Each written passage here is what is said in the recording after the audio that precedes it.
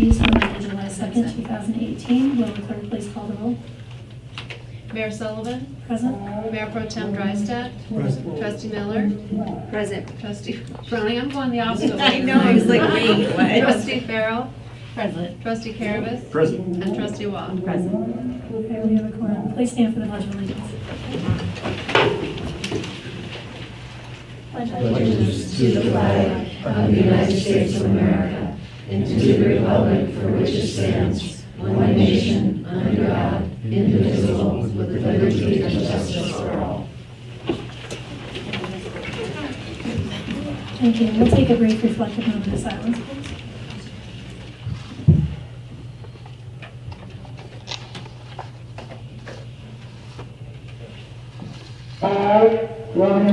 Campbell in track. This is a Western track. This is a running system track.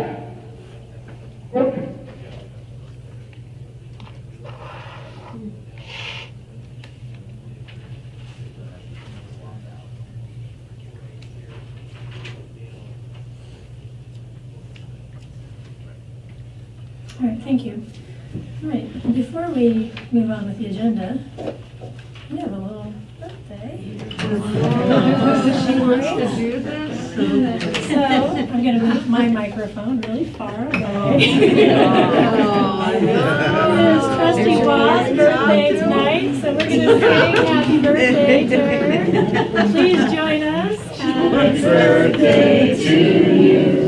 Happy birthday to you.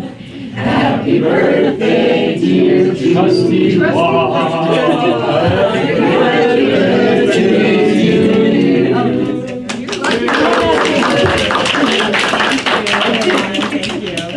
Enjoy the photo. All right, is there a motion to approve tonight's agenda, please? I move to approve tonight's agenda. Is there a second? I'll second. Any further discussion? Hearing none, I'll call for the vote.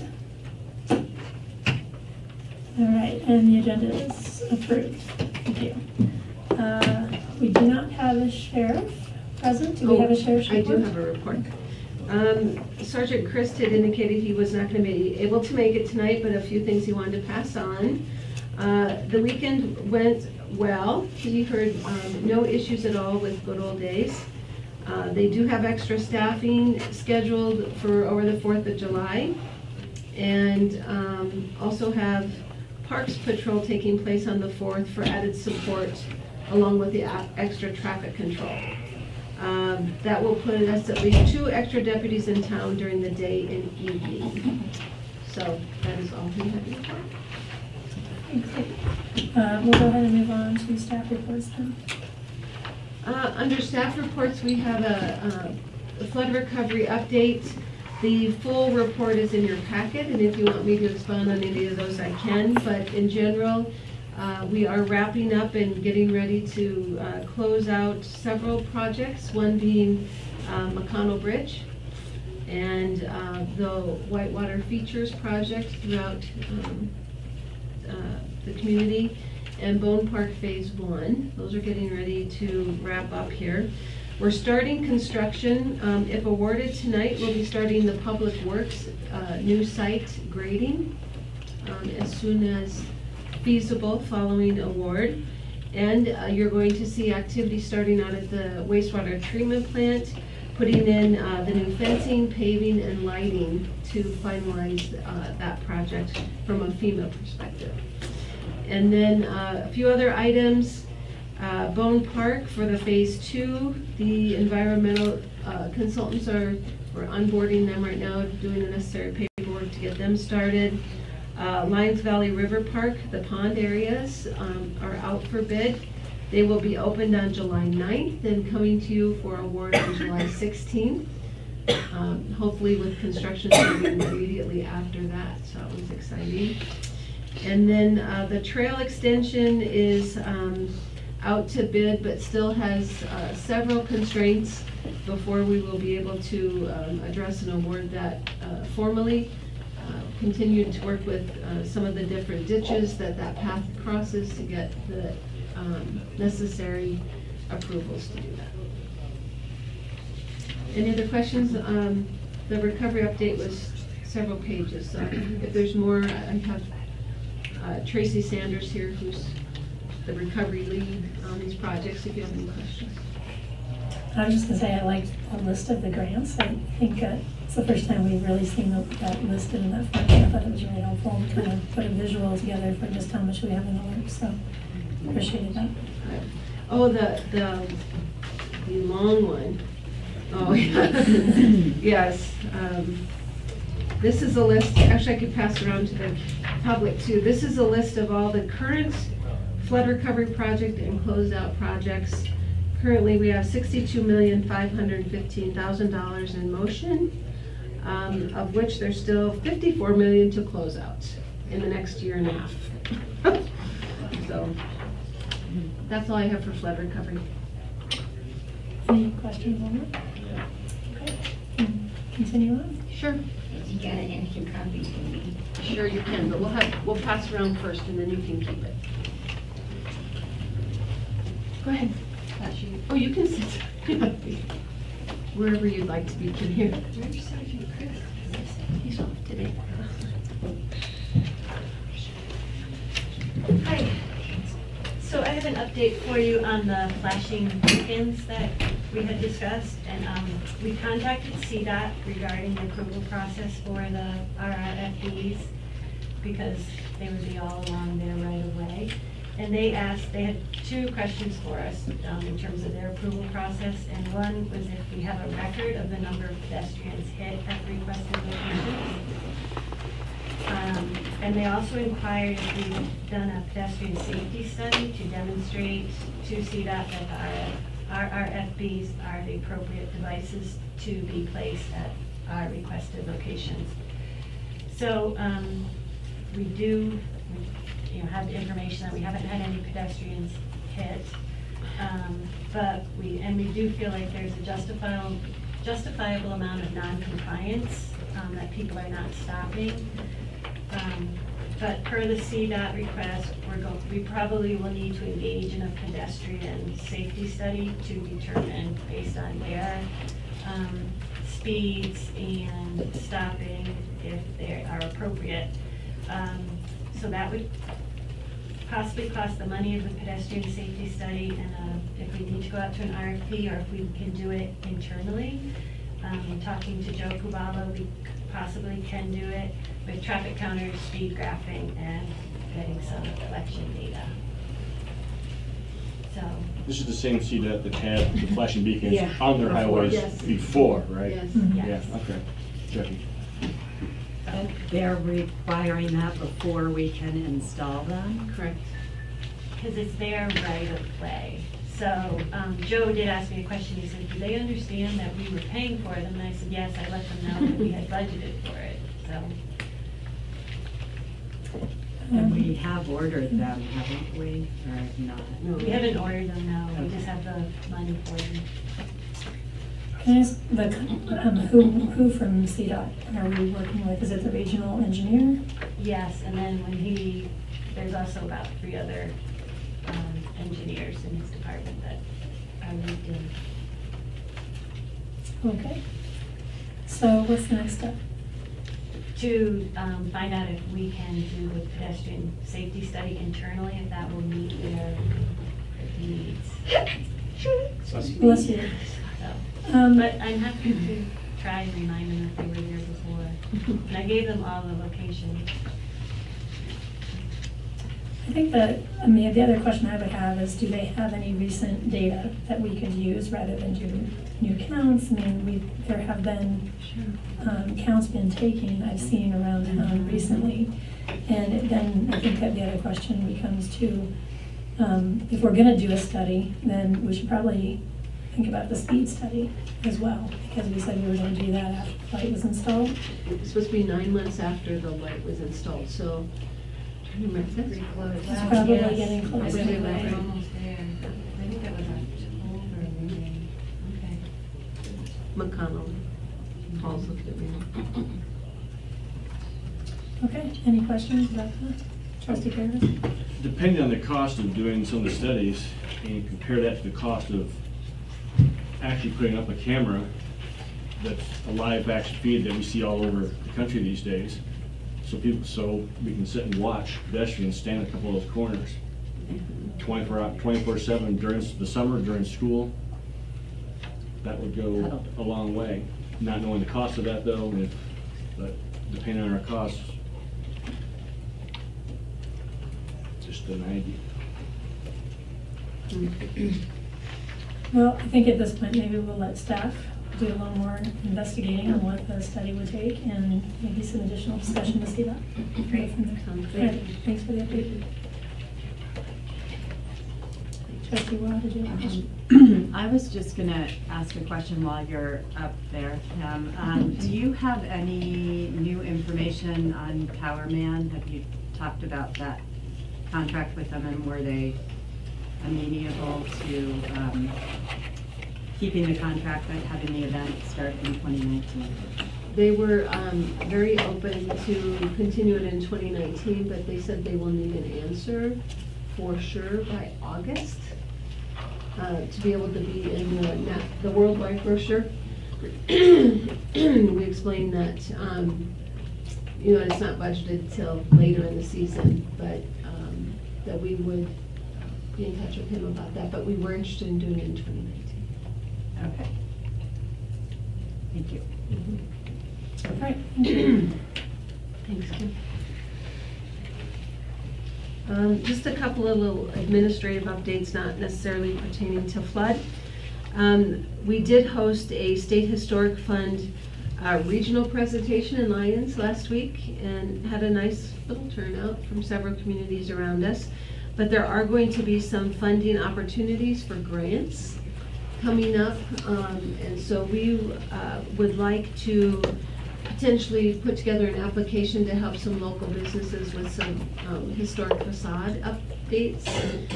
Also, they said our sandstone sidewalks would be eligible, and I know that's come up from a couple residents as a potential to be funded to be restored and replaced. So we might be looking at something to that effect coming up here very shortly. But it was a reminder again that we need to put together a historic preservation commission, as well as some other items on the agenda tonight they're supposed to be reviewing. So we might need to put that on our radar. In the meantime, they were very happy to hear us wanting to do this and said definitely put in some applications. So if we have business owners out there with historic buildings, start thinking about some opportunities. Also, in regard to the 5-year anniversary of the flood will be coming up this September, and Governor Hickenlooper has announced that he would like to use Lyons as his stopping point on that tour and do some highlighting of recovery efforts. So we'll be working with his team as well as a team that's put together county-wide, so we're not duplicating efforts, and scheduling our presentations and education sessions and stuff at different times. But it does appear that Thursday, September 13th is when Governor Hickenlooper will be in town for that event. We also had our CDBG DR monitoring visit. This was our first monitoring visit since we did our buyouts. And so they did come and they took a look at what they thought were more of the complex buyouts, which included the Barronway Mobile Home Park, the Stacy parcel, and another parcel on 5th Avenue.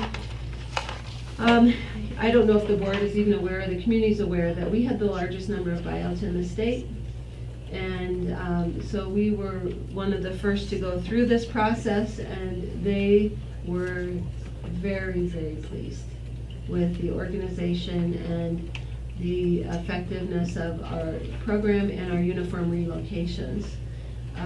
They had planned 2 full days to be in Lyons, and they were done before the end of the first day because of the organization. So I felt really good about that, and you guys should too, that people were relocated in a good fashion, and that the the collaborative anyway, everything we've been doing under them, they're very pleased with that as well. Also met with the fire district to start having some discussions on, they just recently adopted the 2015 International Fire Code, and they're going to want the board to acknowledge that and accept that as well. So I think that's also good timing with us looking at the 2015 building codes. We are going to be putting together an active schedule with them on hydrants and doing exercising valves. They really no longer want to touch our water system. They used to want to do those for us. So we're gonna have to take a look at some staffing, maybe bring in some extra folks for a week or two to get out there and really map and exercise everything. But it was a very good discussion with the chief and assistant. And then I want to let you know that Longmont, as some of you may know, was selected by the National Civic League as one of only 10 All-American cities in the nation, and had asked me to participate in that with them. And it was really a fun opportunity to see all these communities from around the nation selling their communities, and to have Longmont as a really good neighbor to us. It was my pleasure to do it with them, but also wanted just to let you guys know and thank you for letting me be a part of that with them as well. I think that was important to them to continue that partnership. So, questions? Questions for the administrator? I just had one on the monitoring visit. Okay. Most of the observations, most of them looked like they were pretty easy fixes, things like policies and updating. Mm-hmm. But the only one that I guess I thought where the town has some risk is the duplication of benefits and the tracking of that. And do you feel like that's just that we're not meeting what they want in that form, or do you feel like we do need to do some additional work to make sure we are tracking that? Okay, so that monitoring visit is a different one, and that was for the Department of Homeland Security. Oh, sorry. There's two. Okay.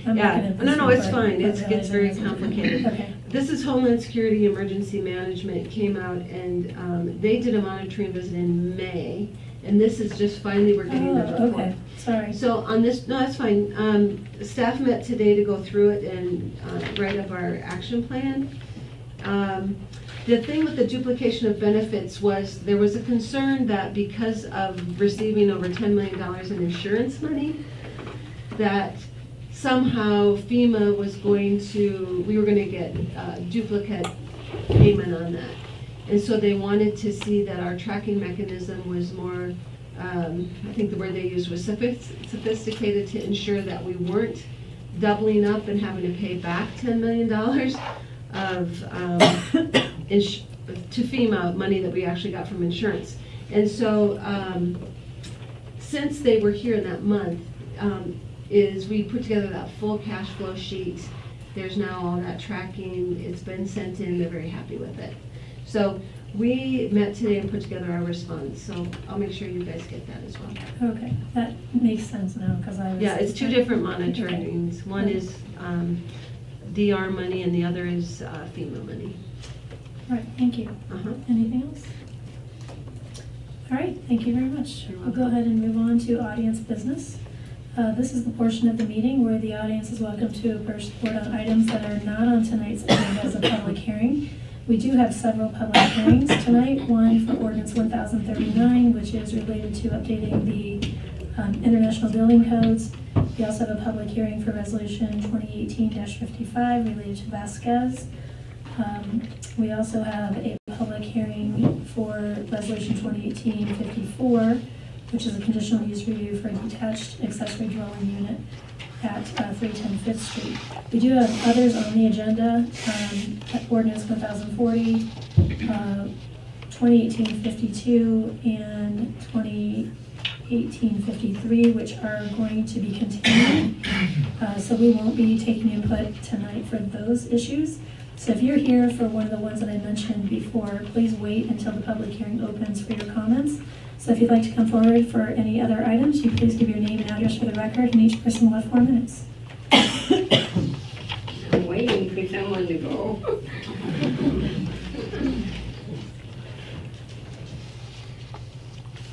Hi everyone, I'm Laverne Johnson, 306 Evans, and I want to report on the museum that we're open every day through September 29th. And we have a neat train display and history up there, so we wanted to invite everyone to see it.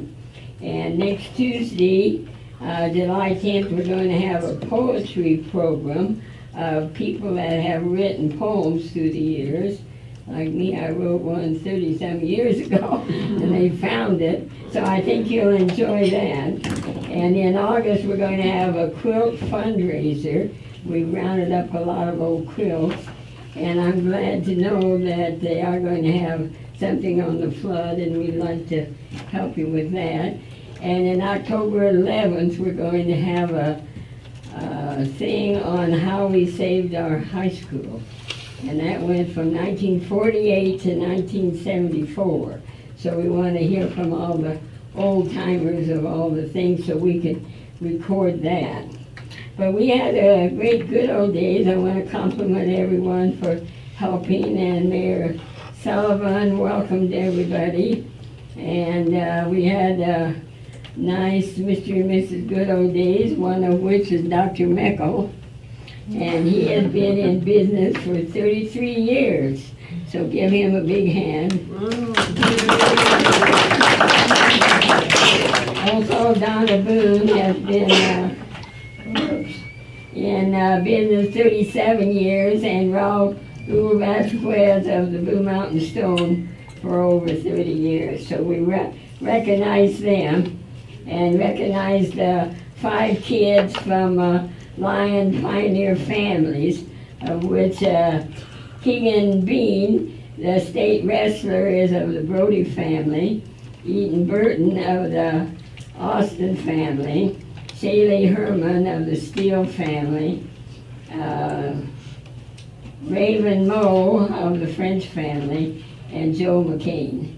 So I thought it turned out good, although it was only one day, at least we did get to celebrate, so thanks to everybody. Thank you. And I did stop in the museum on Saturday. The display is really nice on the trains, and done a lot of really good work in the museum. So if you haven't been in a while, I highly recommend it. Anyone else for audience business? All right, we'll go ahead and move on to, I'm sorry. And again, this is sort of a general comment about ADUs, so I should Can you do it start now? with? Well, yes, it's not Okay. specific to the application, that's fine. Right, okay. So, Amy Reinhold's 141 Kelling Drive, and I am also a property owner of 434 Reach Street, where there are several non-conforming legacy ADUs. So I have some comments about the ADU policy in general. And first of all, Rick DeSalvo couldn't be here today, but I wanted to make sure that the trustees received his letter, which is also about the ADU policy in general. And I know several of the trustees have worked side by side with Rick during flood recovery, and I think they value what he has to say. Also, a couple of things that struck me when I was listening to the Planning Commission meeting last week that were more general comments from commissioners, and it may not have made it into the minutes for the official public hearings. Chair Greg Edding said, we've got to be careful in the future because as Boulder County becomes more affluent, our town code allows people to build bigger and make more money. We should revisit what people can do as a use by right. So I wanted you to hear this statement because I think this points to an important issue that the town of Lyons needs to decide whether our town policies will help renters. Okay.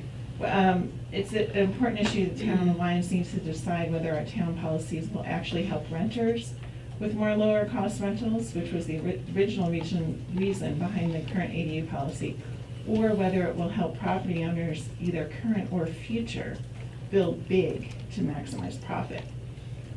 And then the other quote is, Commissioner Dave Neufeld said, I have a concern about setting a precedent for the town that there is a back door to an ADU without getting public input.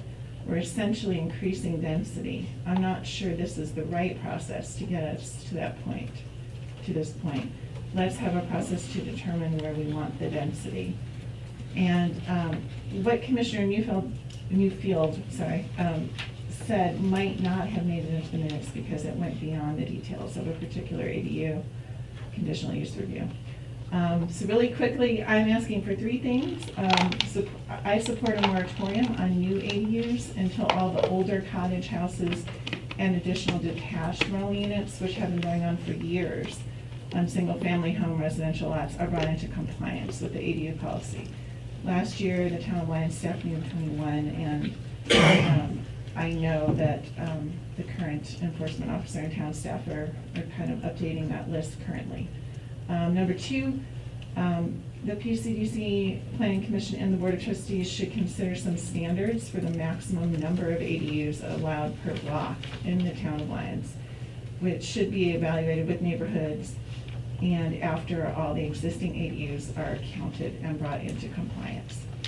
And number three, I am adamant that our town code about short-term vacation rentals needs to be enforced in all ADUs and separate buildings that don't become ADUs, like a shed or a studio, on all the low-density, single-family residential lots in town of Lyons. I did get verbal confirmation last week from the new enforcement officer, Ian Greer, that yes, they will be enforced. They are not allowed in ADUs. Short-term vacation rentals are not allowed in ADUs, and they're not allowed in a garage or shed or a separate workshop building that's just for family use. I think we're actually Out of time? Yeah. Okay, all right, thank you. Anyone else for audience business? Okay, we'll go ahead and move on to the first item under ordinances. One and more public audience hearings. business. Oh, I'm sorry, I didn't see you there. Alright, Name and address. Zach Bogus, 205 Eagle. So I was at the skate park. I'm a local skater here. I was at the skate park last week. Can't remember, I think it was Sunday. And some Parks and Rec people came by. And I asked them if they could fix the quarter pipes because they're quite run down. There's holes and there's pieces missing from them, which could be kind of dangerous. They said they were going to fix it last Tuesday. They said that was the day that they were going to come out. So I was just wondering if they were going to follow up on that. Okay, we generally don't respond back. This is just a time for us to listen, but we are glad you brought your comments forward. So we'll have staff follow up with that. And I think you gave name and address. If you write down a phone number or some contact information, we can have I can staff follow up with you. get that back, get followed up with you.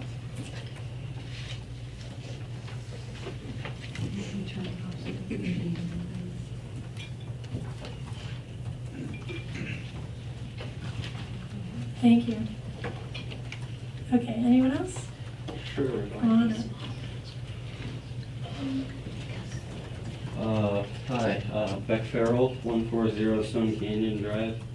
So I just wanted to come up and, I know I came here with a couple of other kids a couple months back asking about scheduling a meeting with Team Payne, so we could run through and give public comment on the proposed street plaza skate park.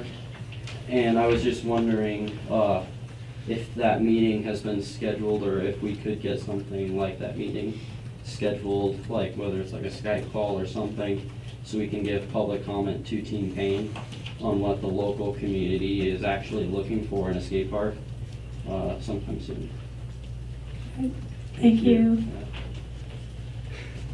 We know how to get a hold of you. All right. Anyone else for audience business before public?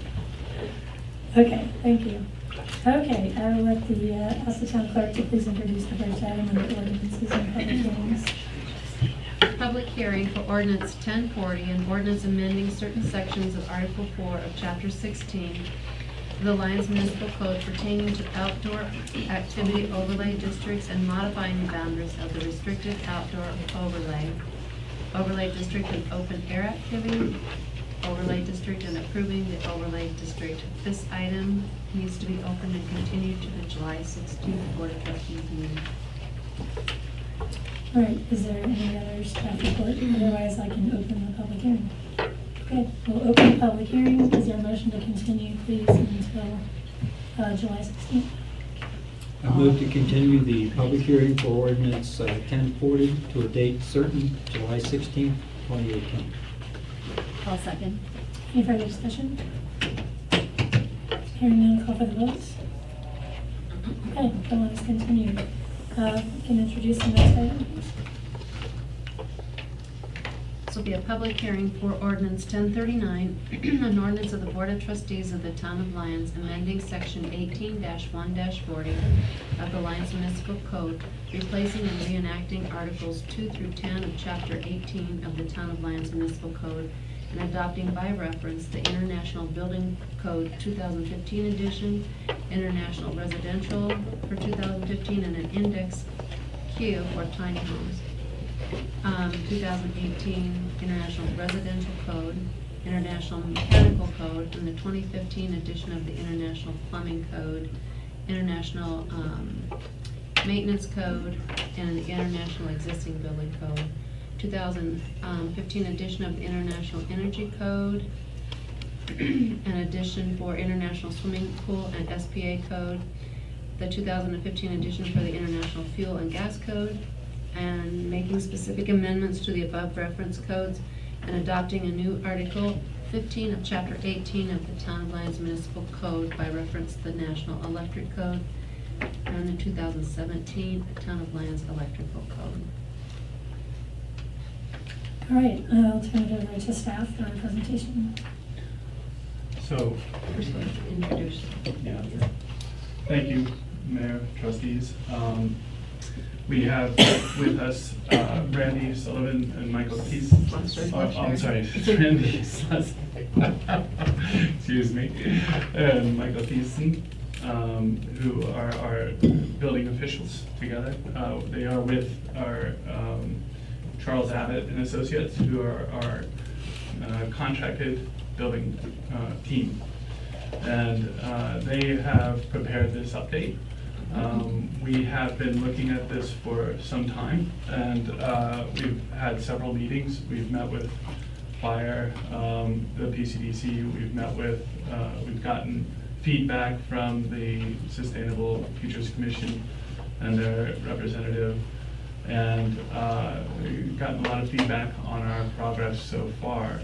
Our recommendation is to adopt these, and if we believe it will create more resilient buildings in town, more efficient buildings in town, but it will also increase the cost of building slightly. While there's no standard number, we believe that the increase could be between 10,000 and 15,000, depending upon whether we exempt the sprinklers for all residential.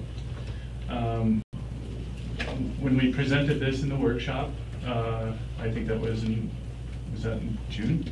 That was in June. It was in June. We went through all of the amendments, and so one of the, after we received fire comments, we went back and looked at the sprinkler exemption, and we have had a change.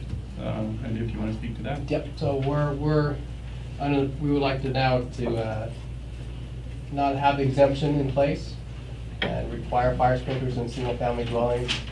If you guys get a chance to look at the notes from fire from last time, they have a couple of documents and a letter written from Chief J.J. Hoffman, and the reasons why they feel that fire sprinklers should be installed. So they're noting the response time out here. Can I just let you know that letter was not in our packet? Yeah, it was not. So we haven't seen those comments. Oh, I apologize. I think I forwarded them. We had the sustainability. Right. I think I did forward them previously, but I forgot to put them into the packet. What the letter said, because of the response times in the community here, as well as the heightened fire danger in our community because of the proximity to wildland, I believe, yes, that they would recommend the installation of sprinklers in all residential. And so we default to fire on their expertise. We do not want to challenge their expertise in any way. and would recommend the town going ahead with that recommendation. Is it from JJ? It was from Chief Fire Hoffman. Chief Hoffman. Can I just clarify, because the way I read the text in here, it's read to me like there is an exemption for all residential in the ordinance. Is that Correct, the red lines and the version you have before you includes the exemption. Includes the We're exemption. recommending that on further consideration. Okay, I lift just want to that. make sure I was clear. Correct. Okay.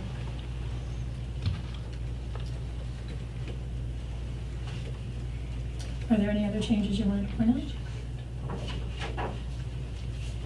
No, I think that was a major change. So there would be specifically, I think I wrote them down here.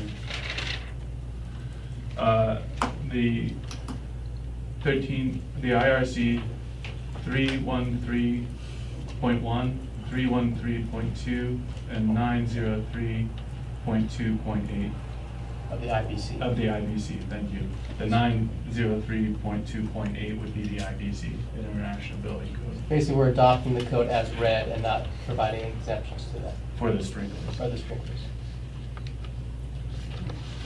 Yeah, I just want to say, I just want to be clear, what we have in front of us has the exemptions in it. It does, it So does. I just want to make sure you know what we have requires a change to do what you're asking. I understand. Yes. Okay, We I understand. just want to make sure Yes, you we understand what we Since have they in front of us. submitted it, the fire chief said, we don't want you to, we don't recommend this be an exemption. You should. Okay, so we'll take the comments into consideration, Trustee Wall. Yep. So I am referring to the PowerPoint from the workshop that was held, where there was an exception where the sprinkler system was not required in an addition or an alteration to an existing building. Correct. What is the fire chief's thought or your thought on that? Can we, would that exemption be okay? That would still stand as that's inside the code itself right now. So Okay. we were just exempting for a new family dwelling. Okay, so it's new construction. New construction only. That's correct. So, I'm sorry, anybody else? So I just had a question about the definition of new construction. Sure. As it's stated in here, it looks like the definition is, sorry, now I have to find it now.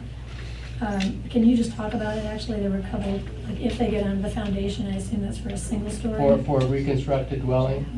Mhm. So, yeah, so in order for the home to comply with, the entire home to comply with the new codes, you would have to deconstruct it from either the ground, to the first floor, like if you had a second floor, you took the entire second floor off, and you just have the first floor, or if you had a single floor and you go down the foundation, and you leave the foundation, that would be considered a new construction, which is, so all the new codes would have to comply. Okay, so if it's a two-story, if you go down to one level, and Yes. if it's a one-story, it's down to That's correct. foundation. So someone who leaves one wall, Correct, that would still That be would considered then- a new dwelling unit, new dwelling. it would? Yes, it would. Even if there's Because you're going- one wall left standing? Yes. Okay, I'm not a contractor, so bear with me. Oh, So when I think about down to the foundation, I think no walls, that's not the case. No, it's not. Okay. Everyone would leave the wall. Right. I've heard of it being done. Okay, any other questions from the board before we open the public hearing? I do. Trustee Curtis? Based on the fire department's concerns on our hydrant flow issues, previous to this meeting, currently this issue, if he has concerns of flow, and we require homes to be built with sprinklers, insurance companies will discount thinking we'll have enough flow, but if he has a fire hydrant open with his pumper truck fully sucking all the water off the lines, there may not be enough flow for the sprinklers to even work in a major situation. In Colorado, the Front Range is, right on the edge of that wildlife to the plains. And CML discussed this just this past June on fire adapted communities and new guidelines, because everything is changing even this year alone. Until we figure out what our flows are, because I've never seen, I've heard of them. We've talked about it in the meetings often in the last year. Haven't seen anything, don't know what his standards are. he's not here. I don't know if anybody from the volunteer fire department is here to answer anything. I do know, having neighbors and employees that work for fire departments, those trucks can suck water out of a water system pretty quick if they have to. That means someone's sprinkler system, if they're being forced to put it in and pay for it, may not protect them anyway. So what's his, I'd like to know what his concerns are, the fire department's concerns are with that at some point. And maybe, I'll let the hearing go on first with a public comment before I go further. But has that been discussed or thought of? In his letters or his documents he provided, it did mention about storage tanks. It'd have to be, so it's not connected to municipal water. So each home will have a storage tank, like a cistern, like the old days? Specifically in the areas in the hills. Above the blue line. Above the blue line. Okay. So I can address a couple of those concerns. So the fire flow issue, we are addressing currently. We are doing some testing with having 2 hydrants open at a time instead of just one. We are also, some of those fire sprinkler systems won't necessarily be water. There'll be a different type of chemical that's already in the system that, similar to what they have at Lions Valley Village, it's like a foam that's already in there and that's what's released, so it won't need it. Above the blue line, he talked about a tank. And then the other issue with, when we get a call out that there's a fire, Joe automatically turns on 2 pumps. And so when that happens, we get, it helps with that flow. Where we have issues is we have pressure reducing valves in town so that we don't blow out people's water heaters and things. So it's this fine line between too much pressure, enough pressure to serve a fire and not too much to blow out water lines and hot water tanks. So when I was saying we had a meeting with them this week, we came up with a really a good strategy moving forward, but we're going to go out and start doing dual testing with 2 hydrants open. Just opening the 2 hydrants to see what happens? I would rather see a test with an actual pumper on it, with it running at 50% throttle, 75% throttle, and 100% throttle. Then go to 2 high spots in town and open the hydrants and see what happens. Because that's going to be more realistic. Well, I'm sure as we get into it, you're welcome to join us if you want, but we can certainly take a look at whatever he wants to do, because his concern, as you're going to hear later with the ADUs, is do we have enough flows to do more units in the back that are at far reaches of the lines and those kinds of things as well. So, but the fire flows we're putting, like you're going to be hearing from us in the next probably 2 weeks, we want to bring in a whole crew to come in and do it all at once with us. What is the standard PSI, Joe, of our hydrants are supposed to be? They're generally whatever the active pressure is in the system, 80 PSI, but the fire flow's measured at 20 PSI.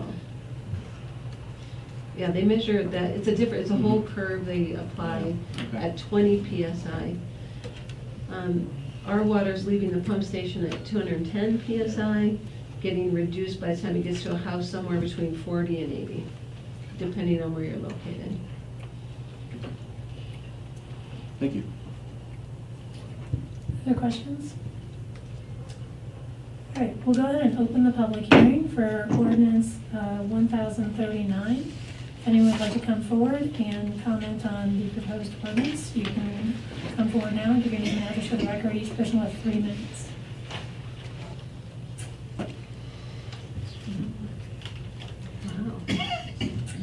Okay, we'll close the public hearing and open it up for board discussion.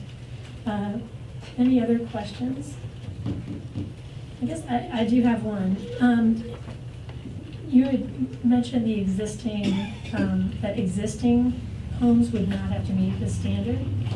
Yes. So help me understand where the line is between, so how does that reconcile with the conditions we talked about earlier about when you considered a new? So if it's not considered new, then any existing dwelling does not have to conform. That's correct. So whenever you alter the home, any new additions, new alterations to the home, that specific area needs to comply to the new codes.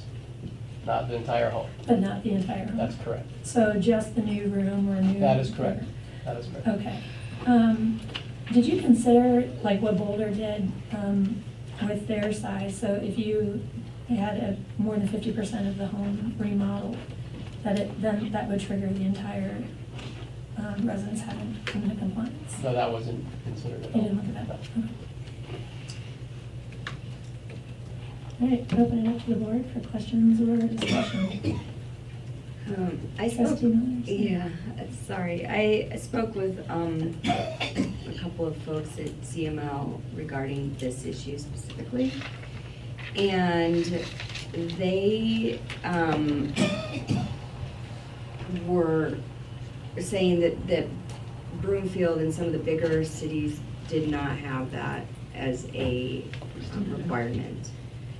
I'm wondering if a population that's that large doesn't have a requirement like that, why would some place like Lyons need it? I just don't, I'm not really sold on the idea, I And guess. specifically, which requirement are you speaking of? Of the sprinklers. Or the fire sprinklers? Yeah. Okay. Well, again, with the fire chief saying that we're a rural area, we're a volunteer fire department, response times are lower. That was one of their main reasons why that they are recommending fire sprinklers. So Broomfield perhaps being a larger community. I just feel like in 4 minutes or something. Yeah. I mean, the increase in the cost to me is just hard to swallow, considering that we're already struggling with, you know, affordable housing issues and that sort of thing. And how do you add that into the mix? What changed Paul and I's mind was reading the documentation they provided. So Well, I wish we could think- see that I know, documentation. I wish you would have saw that as well. Since you're sitting here. So maybe I'll propose a way forward here is getting some initial feedback or additional questions from the board, and maybe proposing we continue this one more meeting. I think Trustee Karavis raised some really good questions that I would really like to hear a little bit more from the fire department about their concerns and understanding even of the capacity. I will offer, I did talk to someone who just built a home here in Boulder County and had to meet these new standards, and his home is 3,200 square feet and it cost him $30,000 to put in the sprinklers. So I think it's a significant cost. So I don't think that we should, and I know there's always the, safety at any cost or reasonable cost. I think the other question I have is how many homes are really going to be impacted by this? We're essentially a build out. Almost. I mean, we would have a handful of homes that would have to comply with this. I'm actually more interested in the what happens with the someone who comes in and scrapes a small house and puts in something that is much larger, maybe closer to the homes next to it. I think there's maybe another trigger here to say, well, if you are going to expand the footprint of the home, considering that also to be something that has to be compliant with the code. But, I don't know if there's a square foot trigger or if there's some other factors that we need to take into consideration here. I'd just like to spend a little more time on it myself. So I'll open it up to other board members to see how you're feeling about the ordinance. I'd like to see what Chief Trustee Hoffman Brown? had to say. We haven't been able to see it. It's hard to make a decision on that specific issue when we haven't seen the correspondence. So I'd like more information. You can also ask him to come to your next meeting. You requested it. Yeah, I requested that they come this meeting. I think I did send, all his comments to the board, but I'll send them again. You need to do it formally. Yeah, I'll post it formally for the packet. And I do think the recommendation is pretty much the opposite of what has been presented to the public. And so if we were to follow that recommendation, we would actually be approving something that is really the opposite of what was presented. So I think continuing it gives the, if you want to bring it back in the wording that you're proposing we adopt, I think that seems like maybe another component of the motion. If someone wants to make a motion. Continue to July 16th, and if you want to see changes in the wording, or bring it back as is and consider it,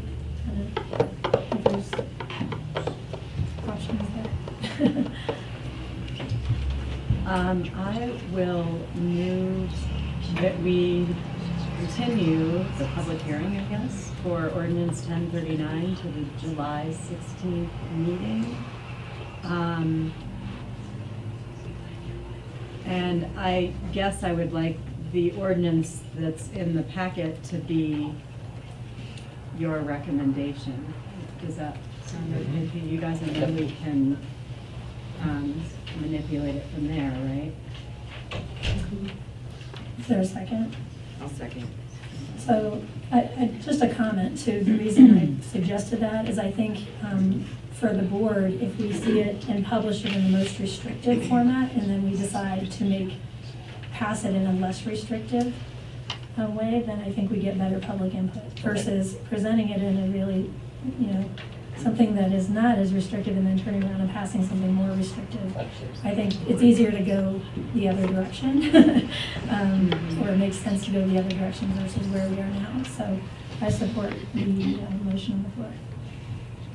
For Trustee Karavis? I'd like to add an amendment to that when it comes to us, that we've had a realistic test of the system with the fire department's largest pumping truck at the 50, 75, 100% capacity or throttle of pulling water off a hydrant and then checking multiple hydrants around town at different levels, elevations. So we can see actual, and so can the public when it goes out in a packet, that there's what flows there are and what happened in that test. In video, the test would be great to be online also. Is there a second for the amendment? I'll second the amendment. So just a question for staff, since we're continuing it to July 16th, I think the question I would have is that feasible to do that testing in this time frame? You're saying no. If not, we could consider, do you have any suggestion as to how we might accomplish what Trustee Karavis is asking? Why don't you think that's possible, Jim? Well, there's two things. First is we want to follow an American Water Works Association industry standard for testing. Right. And that doesn't include putting a pump or an additional load on the system. The other thing I'd like to say is I've been told that the fire suppression systems are just to get people out of the home. They're not to protect the house. So by the time the fire department hooked up and everything, its job would have been done. It's not there to put out the fire. It's just there to allow enough time to increase the escape times in the home. I understand that, but we've had this same issue has come up even on the previous board about, there's been questions on our pressures around town. So I just, since it's being brought up now, this is a great time for the public to know what we've got in town available to them. Because our number one job is to protect the town the best we can with our infrastructure. And we've done a lot of work to it, but it'd be nice to know if one of the more critical ones in a wildlife intrusion zone worked at a realistic test. I understand the standard testing, but a realistic test is if there's a fire in one end of town and the trucks are pumping water and pulling it off the system and something else happens in town, can we fight multiple fires around town? Can we fight 2? Can we fight 3 in town with the water we have? I'm sure the gallons we can pump from the barn, we can, but as it goes through the system, is it there? Because we've been told by JJ multiple times in the previous board that we have pressure problems. Some people on staff who said, no, there's nothing to worry about. I haven't seen anything, so that's why I'm trying. This is a great time since it's being brought up when we got ADUs coming online, and it's just a great time to slow down and let's take a look at everything and make sure we are providing what we're supposed to provide. Well, like I said, we want to bring to you the ability to come in and do a full system-wide sampling, testing, mapping, which I was going to bring to you as a mid-year budget adjustment, because it's probably going to cost several tens of thousands of dollars to do that, and to do it well, and to do it timely. Our guys have tried year after year to do it, and they start, and then they get diverted to another project, and we just never get the full thing done. So that's what we were hoping. You're talking about fire flow testing Testing. townwide Townwide. and mapping. Because, as you're saying, you know, depending on where we choose, it might or might not work. But, and we want to be able to know where it's at all over town. The other thing JJ told us is whenever a fire would start in town, they immediately call out hygiene in the other districts Yeah. as well. So that bring their own pumpers as well. So we can either hold this, and if you want that information prior to that, it probably is going to continue longer than the 16th. If you're just wanting this one test, Joe, Probably the first meeting in August. we could do that, you know, if JJ is willing to do that with us. Try to have it at the next meeting or the first one in August. For just one test, but that's not gonna give the information I think you're wanting, which is, you know, system-wide. It doesn't have to be system-wide, just a realistic, put a pumper in it, throttle it up, different sections, then check a couple hydrants around town. You'll know right away if you open one up, hydrant that's above First Avenue, and there's just a truck coming out. It doesn't take a rocket scientist to know that, oh, there's a problem. If it comes shooting out 6 feet out of that hydrant, well, it's probably good flow. That's all I'm asking. Okay. So is there, I just want to know the feasibility of accomplishing that by the 16th. It's really up to JJ. It's up to JJ, okay. So why don't we, just to keep it moving, I think we continue it till the 16th, if the board's comfortable with that. There's a motion and a second on the floor to do some testing to bring us some information about whether the pressures are sufficient to support a system. And I think in addition, in addition to that, just a comment is you made reference to tanks, and I'd like to have some idea of what, you know, is that just above the blue line, or is that potentially comes below the blue line would require that, and is that something you can answer if you do this testing? Okay. All right, we're gonna vote just on the amendment at this point, which is to bring us back some results of the testing. So the motion carries 6-1. Any other amendments or discussion? Okay, hearing none, we'll vote on continuing the ordinance until July 16th. All right, and that passes 7-0. Okay, thank you. Will the clerk please introduce the third item? So public hearing for resolution 2018-55, a resolution approving an application for the Vasquez Plaza minor subdivision. So I am going to recuse myself for this item, so I'll turn it over to Mayor Pro Tem. I potentially may have a conflict of interest with the property. So.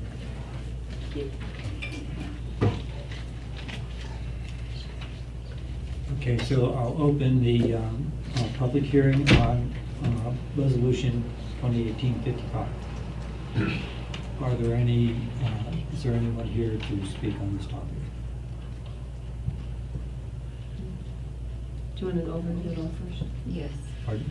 Usually we do an overview first instead. Yeah.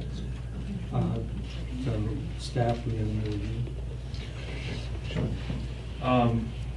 So the application you have before you is for a minor subdivision at 4170 Butte Highway, and it divides the parcel into 2 lots.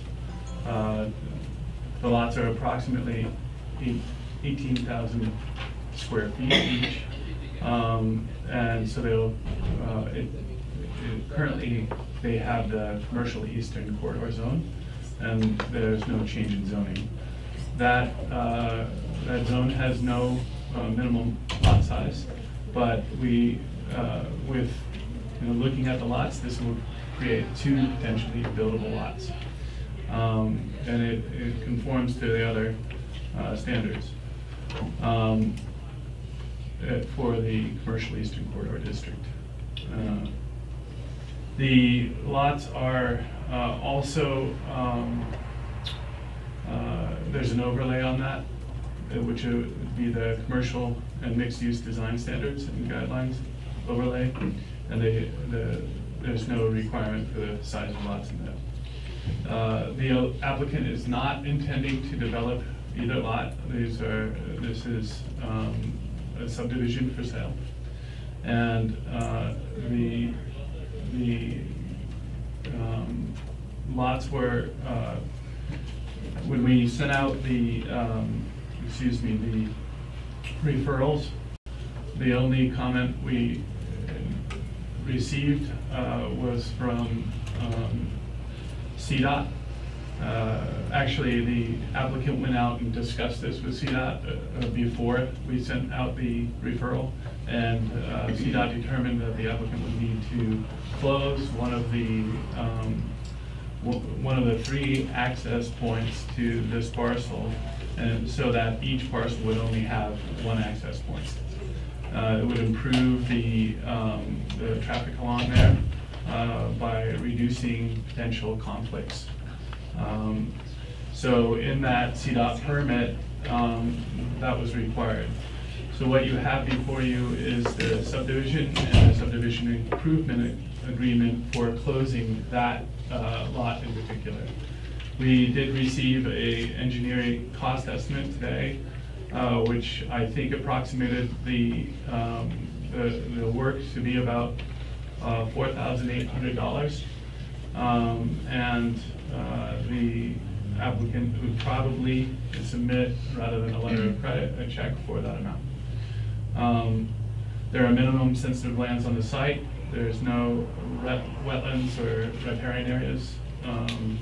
The lot does not have steep slopes or ridge lines. It's pretty flat out there. It does back up to our town-owned land on the south side, where we're currently looking at putting a trail. But that is on the southern area, the southern portion of our lot, which is fairly distant from, it's over 60 feet from our current parcel line. There are no other improvements this in itself triggers.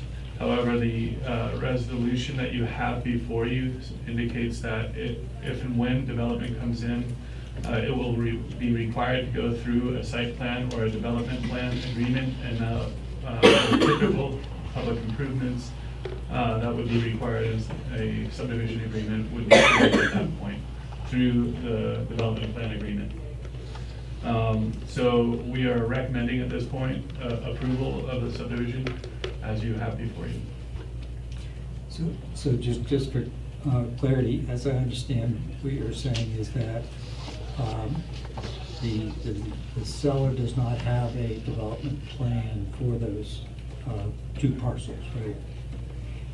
And so the thought is that whoever would purchase them, if they had a development plan, that would be brought forward for review, correct? Well, if it's a site plan and it doesn't trigger development review, then it wouldn't be brought forward for review. That would be an administrative review.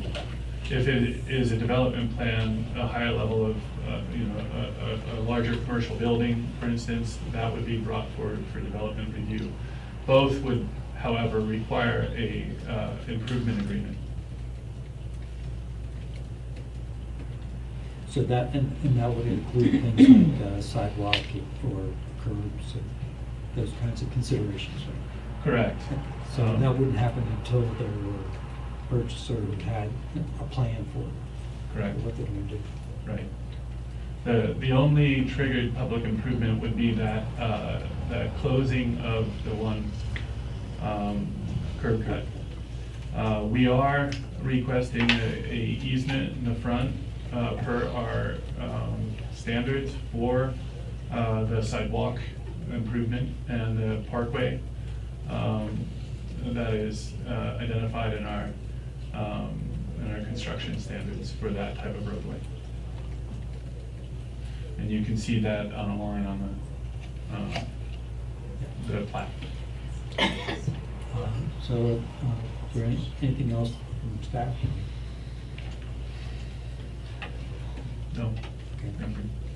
So at this time then, is there anyone in the audience who would like to comment on this? Well, yeah, seeing none, then Close it. we'll open it up to the board for discussion.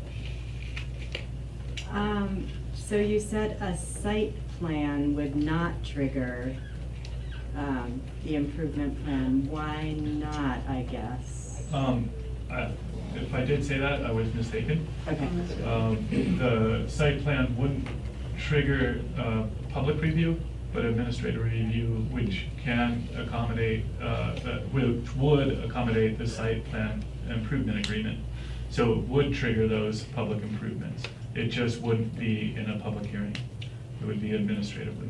Okay, so it would be subject to the agreement, the development agreement that we have in our packet. It would be correct. Subject to the same requirements there. Okay.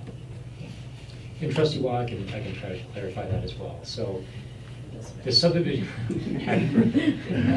the subdivision improvement agreement, once it is recorded against these two lots that will be created, will run with the land and will bind future owners. What the subdivision improvement agreement says is that those public improvements will be identified by the future owner when those two lots are developed. And it will either be an amendment to the subdivision improvement agreement that will specifically identify the improvements associated with each of lots 1 and 2. Or alternatively, there can be a site improvement plan agreement or a development plan agreement, both of which are contemplated in your code. So there's really 3 potential mechanisms. But the short story is, yes, future owners will be required to specifically identify the public improvements associated with the lot and post collateral with the town to ensure that those improvements are completed prior to acceptance. Okay. I have one more question for staff in general. Does staff see any disadvantages to subdividing this particular lot? I didn't see anything negative in the packet, but I'm just curious as to your opinion.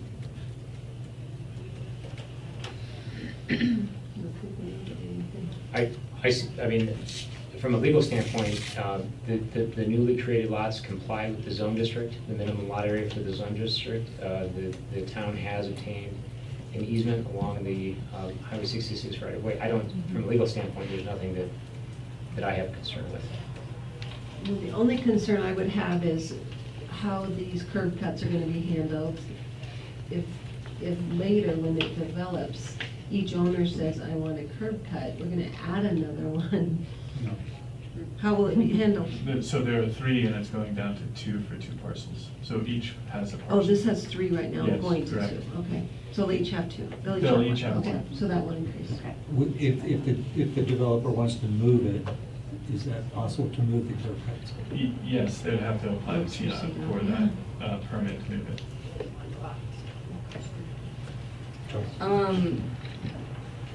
Is this included would this be included in the URA, potentially as the Eastern Corridor piece, if we decide to go that direction? I think it is in the planned Eastern Corridor URA at this point. Okay. But that has not been adopted, so. Right, it's in the planning correct, stage. yeah.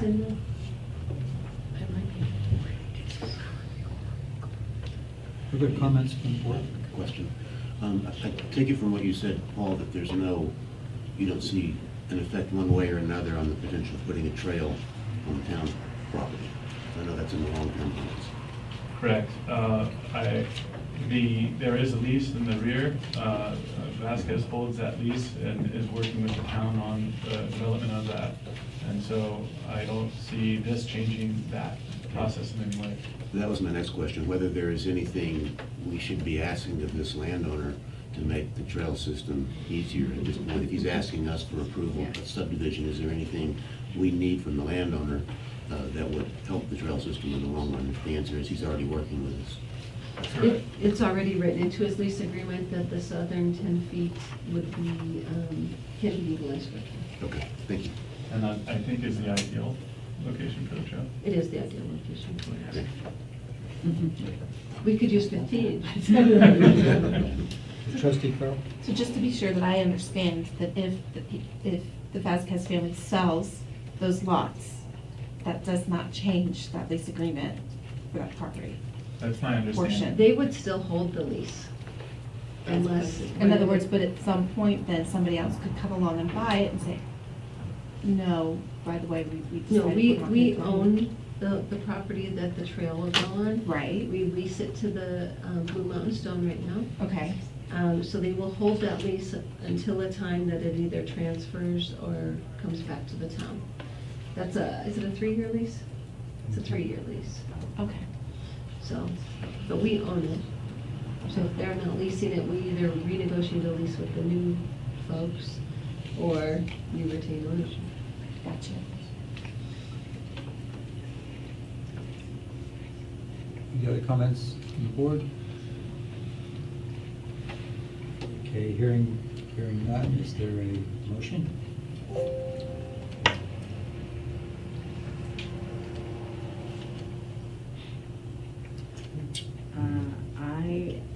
Let's see.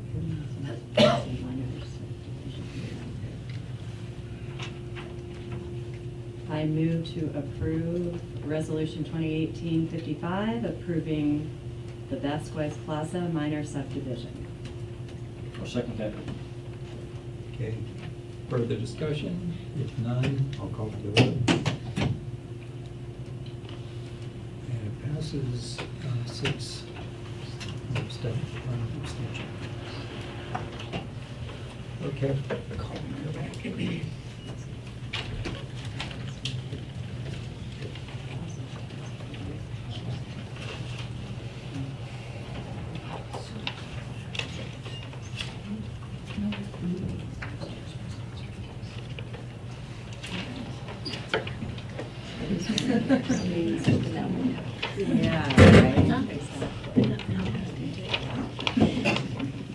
Okay, I believe we're on item number 4 for public hearings. Will the clerk please introduce the next resolution?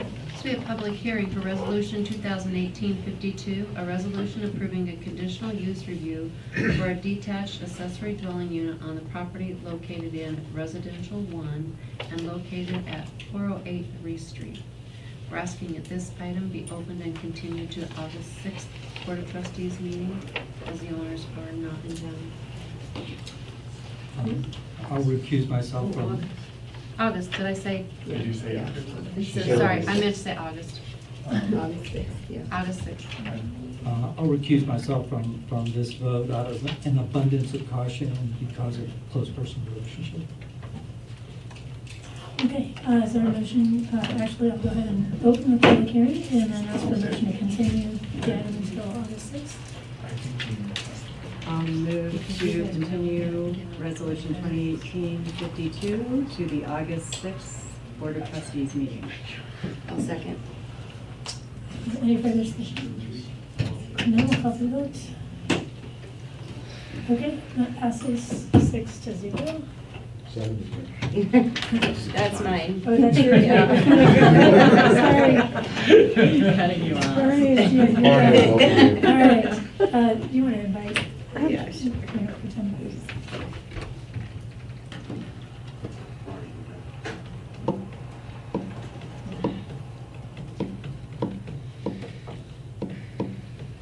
You can go ahead and introduce the 5th item.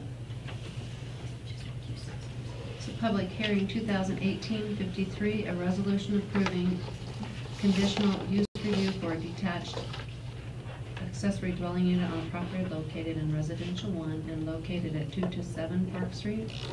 We're asking that this item also be opened and continued to the August 6th Board of Trustees meeting. Okay, we'll go ahead and open the public hearing. Is there a motion to continue to the August 6th meeting? I'll move to continue Resolution 2018-53 to the August 6th Board of Trustees meeting. Second. I'll second. Any further discussion?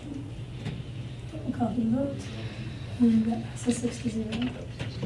The next item. Actually, this is the one I think he was going to recuse himself from. Oh, really? I think he may have. Oh. So when he comes back, go ahead and introduce it, and then we'll check in and make sure. It's been public hearing 2018-50, resolution 2018-54, a resolution approving a conditional use review for a detached accessory dwelling unit on property located in the residential 1 zoning and located at 310 Fifth. All right, is there actually, we might just hang out for 1 second and just see what this staff says before we begin.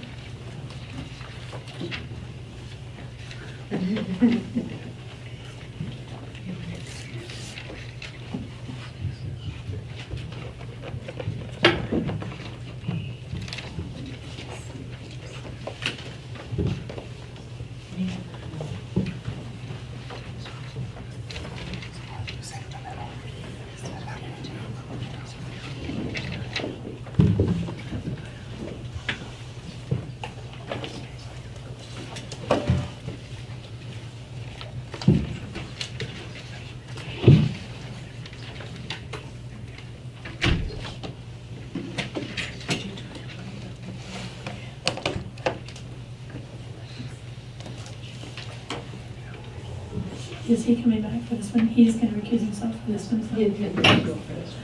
I see. Okay. All right. We can go ahead and proceed. Is there a staff report, please? Yes. So you have before you a conditional use review for a detached accessory dwelling unit at 310 Fifth Street. The applicant applied for this conditional use review after the development of an accessory building that was approved and built and constructed prior to that application being submitted. The PCDC examined the requirements in the conditional use and the ADU section of the code and found that it met most of those conditions. There was a split decision on this one. There was a lot of discussion and a lot of concern from the neighborhood.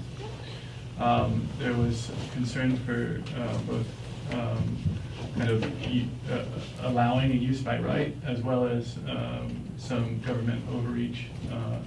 The concern was that the accessory building was built and developed, and when you have that already done and you go through the conditional use review, there is not a chance for public input on design. And so the PCDC, it was a split decision, 3-2, and with some approving because this was built to the existing code, and they would have, because it conforms to the conditional use requirements as well as the ADU, detached ADU requirements, and it was built to a fairly high standard, they believe that it should be allowed to be an ADU. The dissenting voice indicated that because this didn't go through the conditional use review, it should not be allowed to be an ADU. However, it was passed 3-2, and it comes to you as such.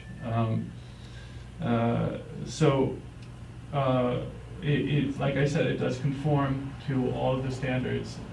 The process, however, is the issue at hand and was at hand for the PCDC. Staff is recommending approval of this because it conforms to the code, and we do not have any evidence that it, that this was trying to be an ADU and then went through the alternative process. Even if it did, people can change their mind based on our current code.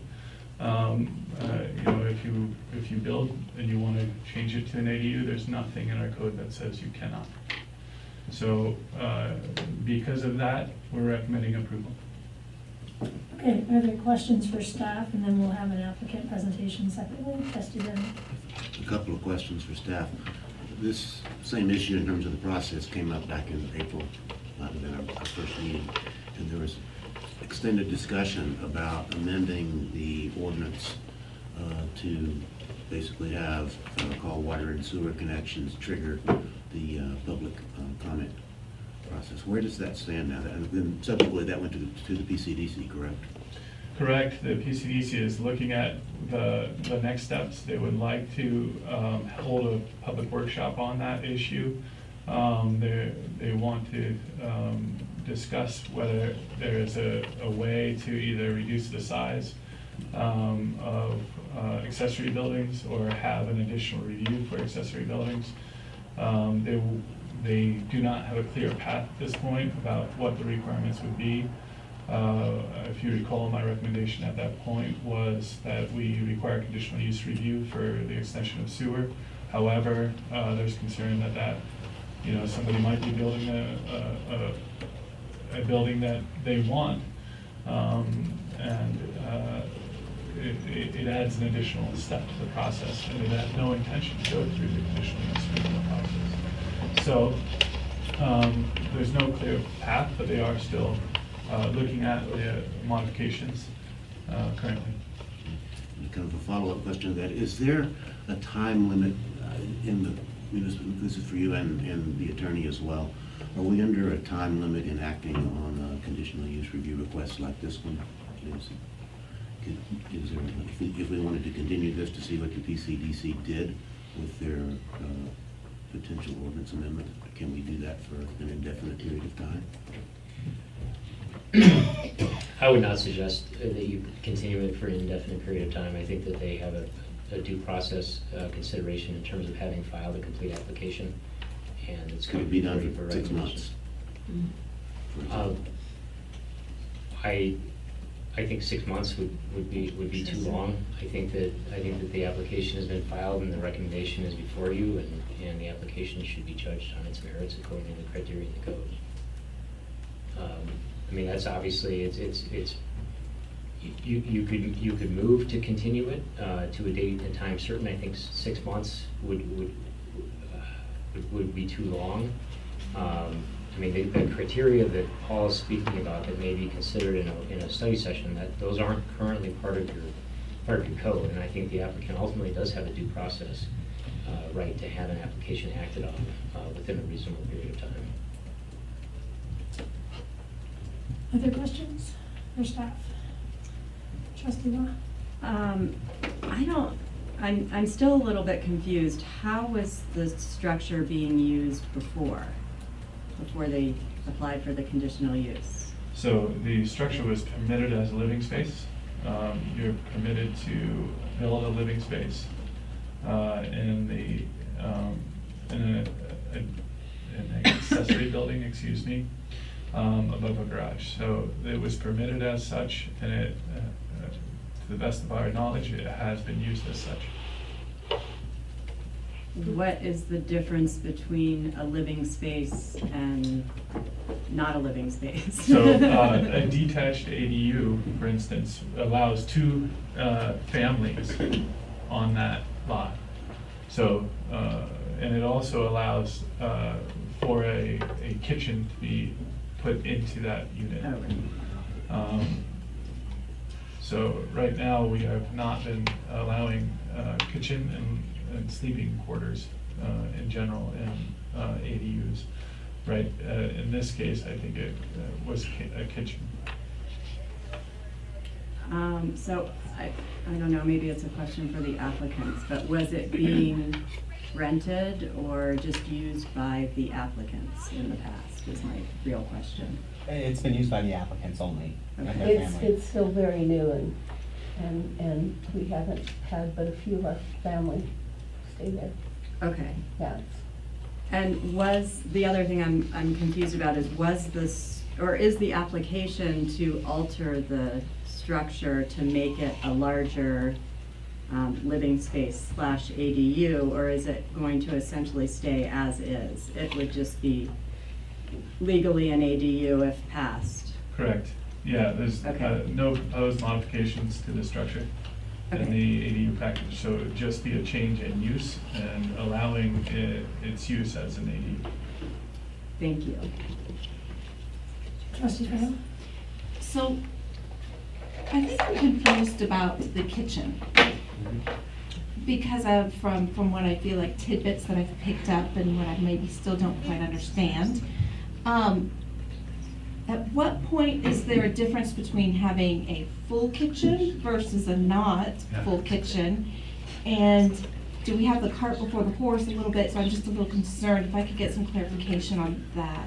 Right. The second structure, a primary a residence, is defined by sleeping quarters, a kitchen, and living space. And we have not been allowing a stove in units because you can have a wet bar in your basement. So something like that we have been permitting.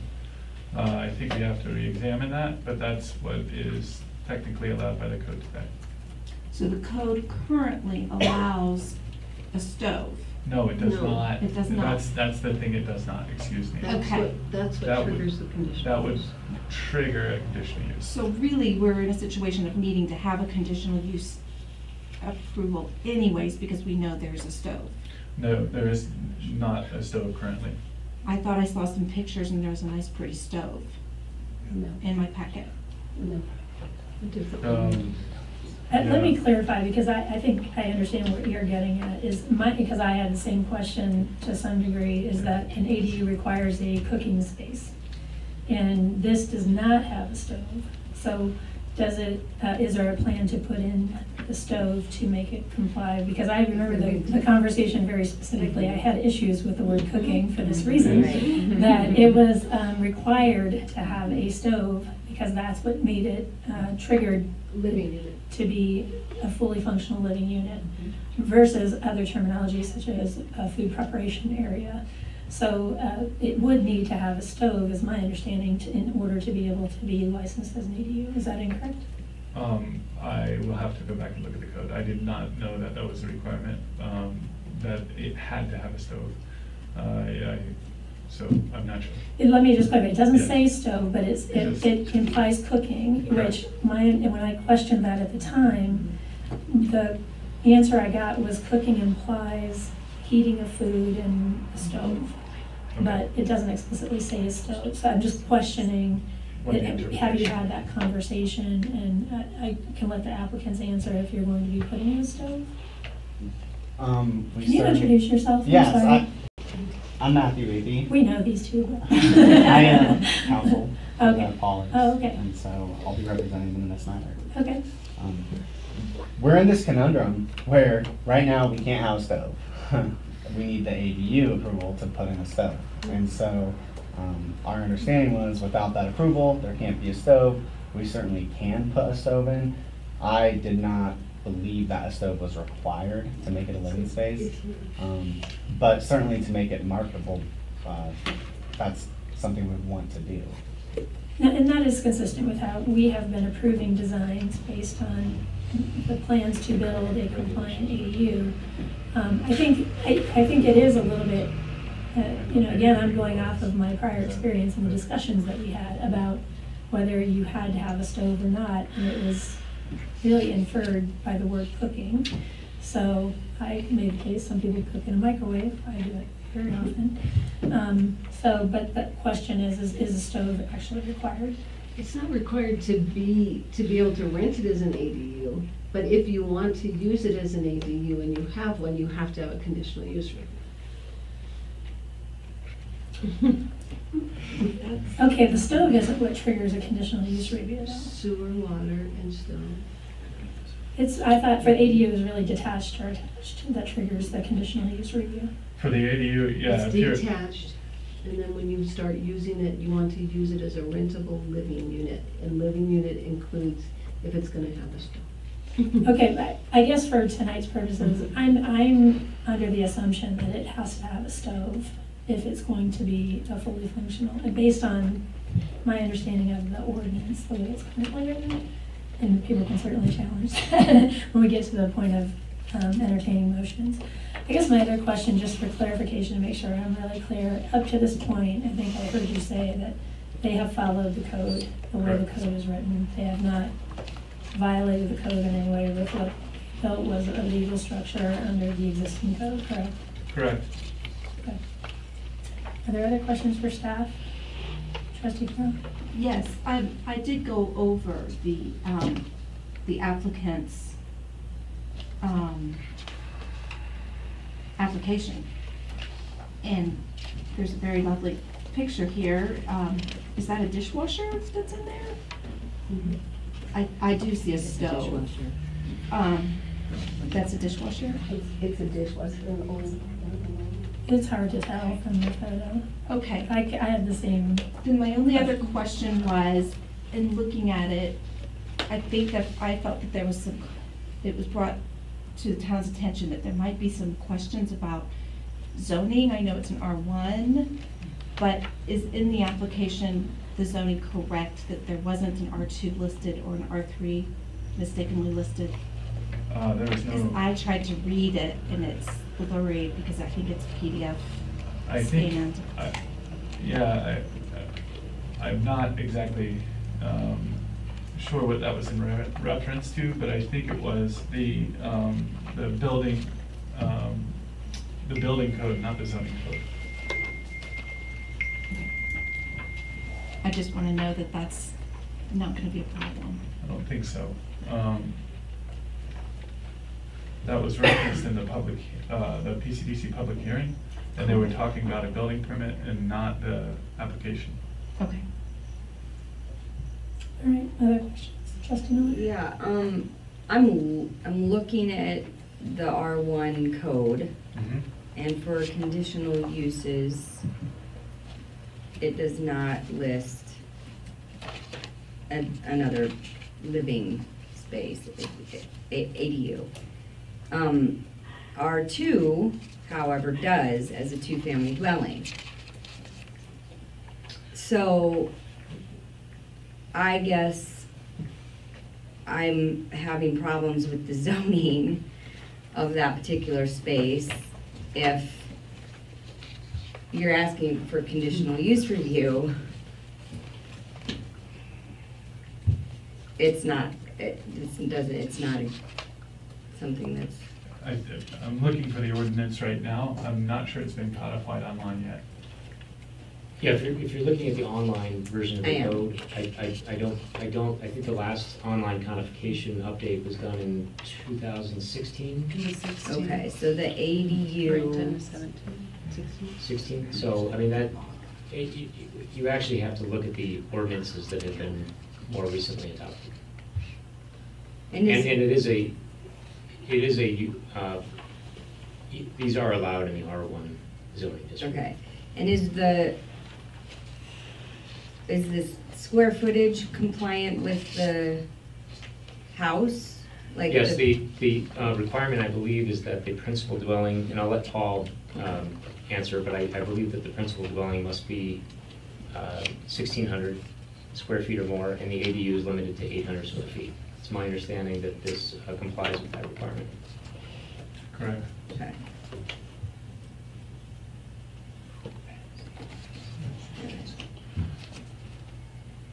So just to clarify, the ordinance that really triggered this review is the ADU ordinance, not a zoning ordinance, correct? I mean, so Correct. we're not Yes. really the zoning is compliant with the use. I think the question here, and I'll just try to help us clarify, is, I mean, the structure was built legally. It's whether or not it can be used as an ADU.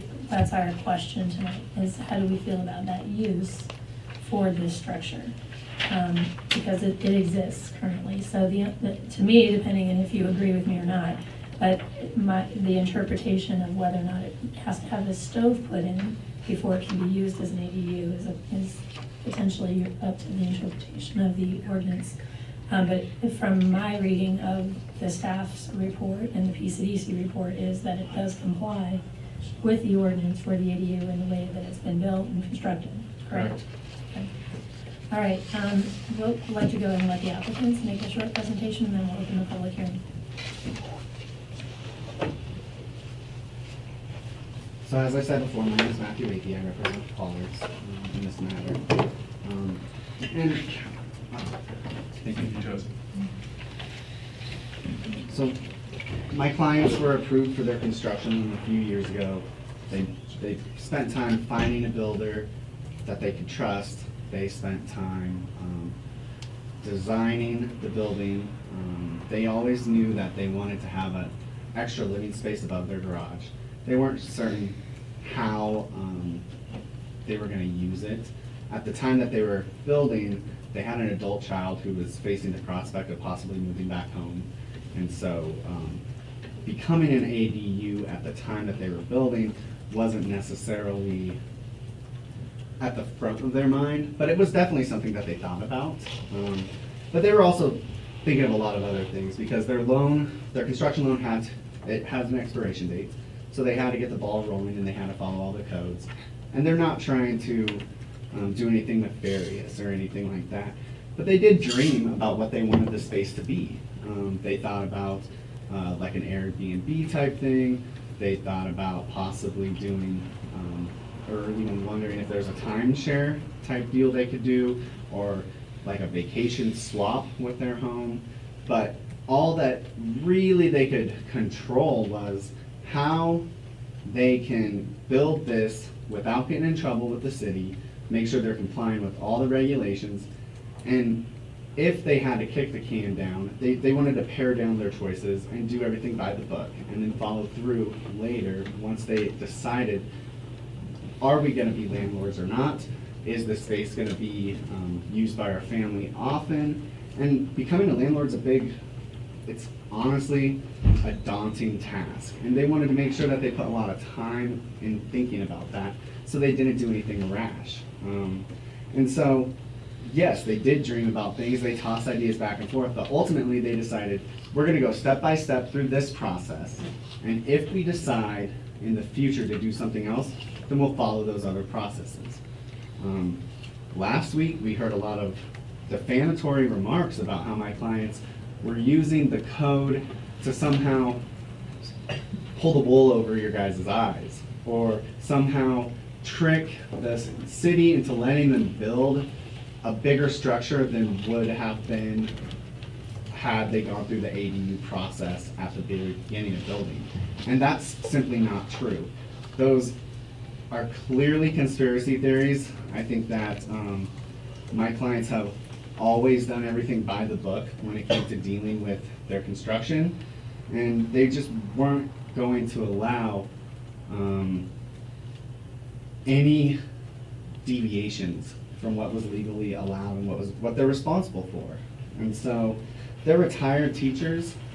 They spent their lives saving to have a living space that they could enjoy and be proud of, and they do take pride in this building. And one of the concerns we heard last week was that the space is so much bigger than the original garage, and I don't see why that should be an issue. The way to look at this case is whether or not they're in compliance with the ADU code as it sits today, and they certainly are. We heard no testimony from any individuals who had suggestions that there would be adverse impacts from traffic or from noise, or that the city would be adversely impacted because of another family dwelling in here. It's a small space. A family is not going to fit in there. It's probably for 1 or 2 people.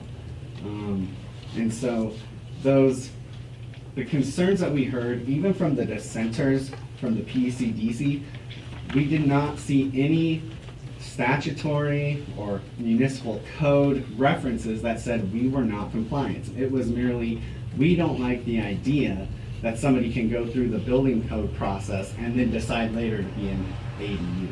And an analysis like that is not the proper way to look at this. And so that's all really that I have to say right now, because I think that it seems that you guys have had our full packet. You've been able to review it. It's a beautiful space, and my clients are ready to offer it to the public as a rental. And so we're asking for you to approve that. Thank you. Thank you. Any questions of the applicant? No, I'm sorry, we don't allow that. Okay, hearing none, we'll go ahead and open the public hearing. If you'd like to speak to resolution 2018-54 for the conditional use review for the ADU on property located at 310 5th Street, you can come forward, give your name and address for the record. Each person has 3 minutes, please.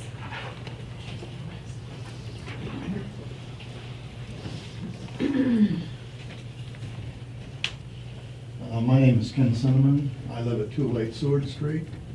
I also own a property at 436 Prospect Street, which is about a block from Randy and Georgie. Total in favor of what they've done. They built a beautiful structure. I've actually considered doing the same sort of thing on my property. I actually have 2 lots and 1 house, so I could consider that. But I would hope that, this is just another addition, one more affordable living space for the people in Lyon. So that's one of my reasons to support. But also, they've done everything right. And they went through a ton of bad stuff with the flood. So on top of everything else, I mean, it's just kind of crazy. But again, I support them in what they're trying to do. Thank you.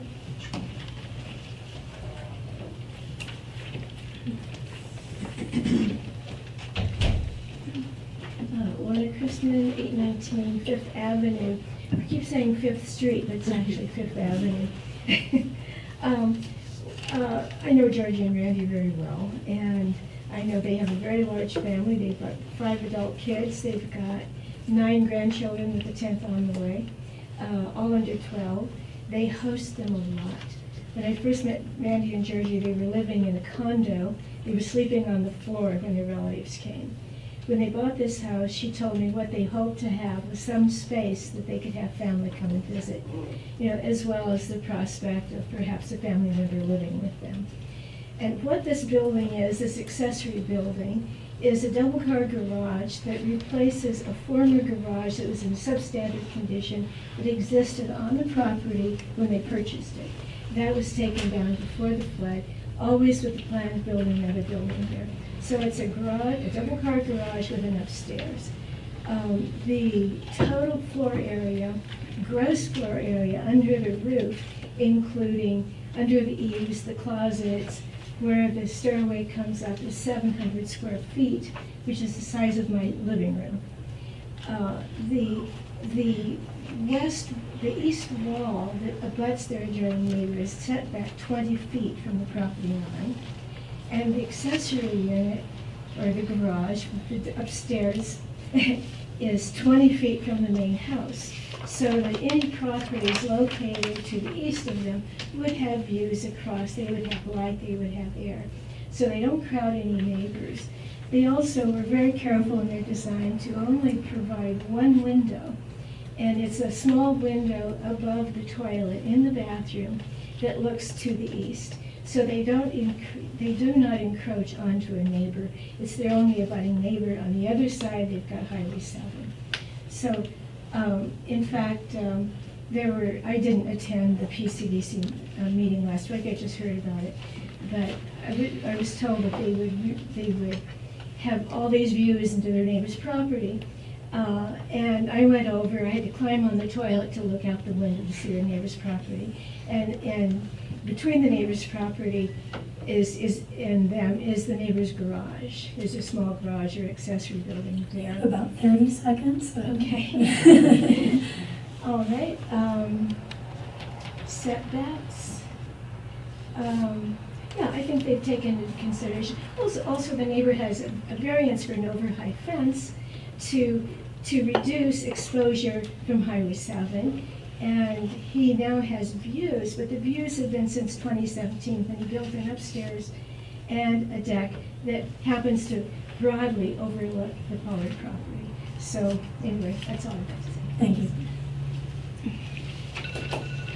Can I just also make a note for staff to please make sure they enter the comments for Rick DeSalvo into the record, please.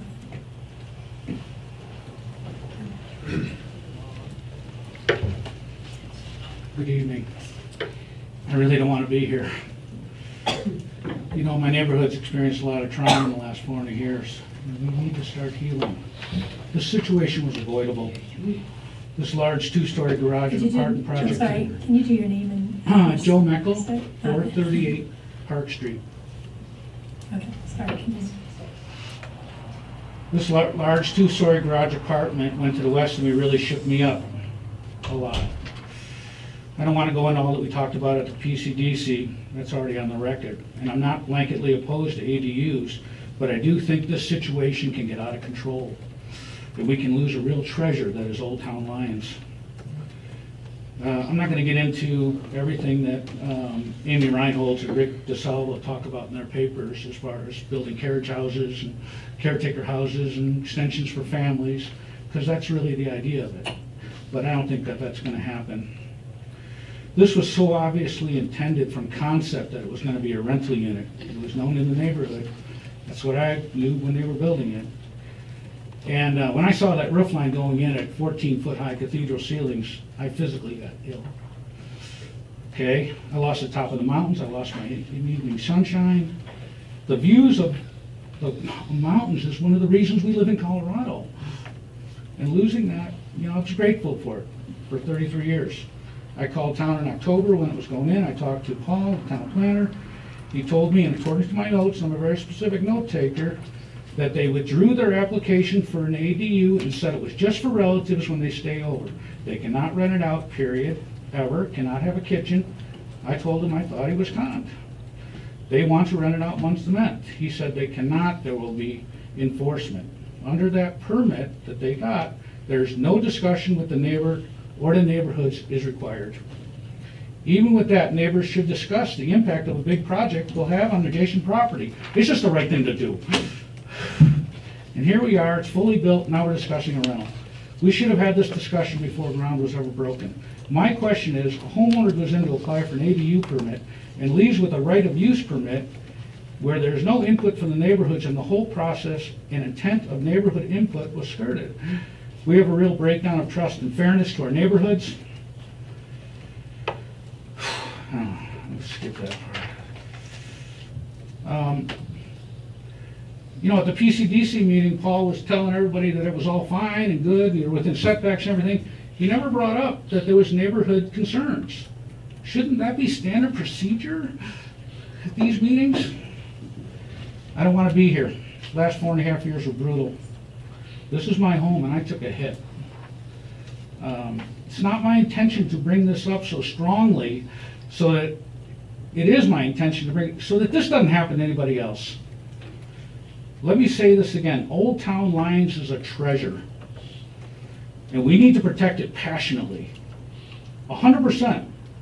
Please set in motion some standard operating procedures that this doesn't happen to anybody else. Thank you all for listening.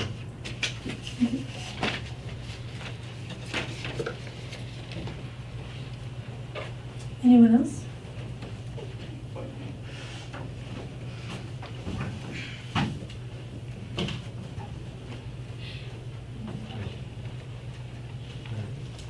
I don't know if I'm allowed, I don't live in town. You're so welcome. Okay, Your name and I address. live in Lyons Park Estates. The only thing I take Can exception you, I'm with, sorry, did you give your name, full name? Danny Pralguski. Okay, thank you. Pralguske is the short version. I know for a fact that a lot of things were discussed about the usage for this apartment, because I have coffee with Randy very often. I've been in her house, I've been in the garage. They did not have their mind made up in the beginning. I can swear to that, I'll swear to it on the Bible. I was there with, oh, we think we're gonna do this. No, maybe we'll do this. Well, I don't know, now we're thinking about this. So it was not intentionally to be devious about anything.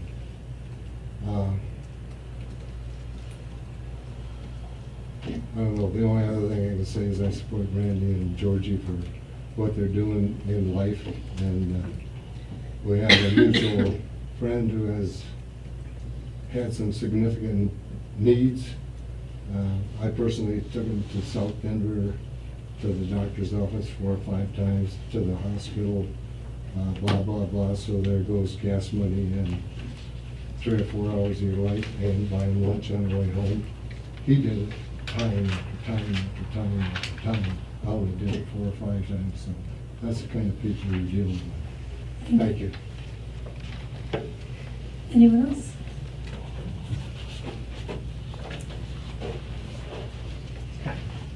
My name's Henry Lee. I stay at 31 Carter Lane. I actually helped build this beautiful place that they have. And when they started it, I was told that it was for family, and occasionally you might want to let somebody stay there, but it was mainly for family coming in town or whatever. It meets all the requirements, state and city, town, whatever. We are below the height requirement. We had no problems with any neighbors until we started putting the roof up. And then he saw the roof line, had a fit. We lowered it 2 feet with the engineer's approval, bring it down as low as we could, still make it usable space. So the question of them not being able to use it is pretty much insane. I mean, they followed all the rules all the way around. And we have the neighbor complaining because he can't see. Did he think it was going to be a flat roof on the garage? There should be some common sense using this. He had the plans, we were held up 4 months because of financing, paperwork. He had 6 months to complain about this before we built this house for addition, garage. Till we put the roof on it up, he had no problems. Now here we are today, still arguing about whether they can actually use their place. That's all I got to say about it. Thank you. Anyone else?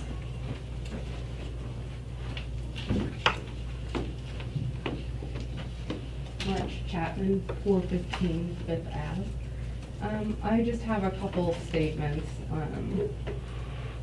and some concerns. I definitely support the approval of the ADU, simply because looking forward, and I'm a real estate agent, just for a little bit of background.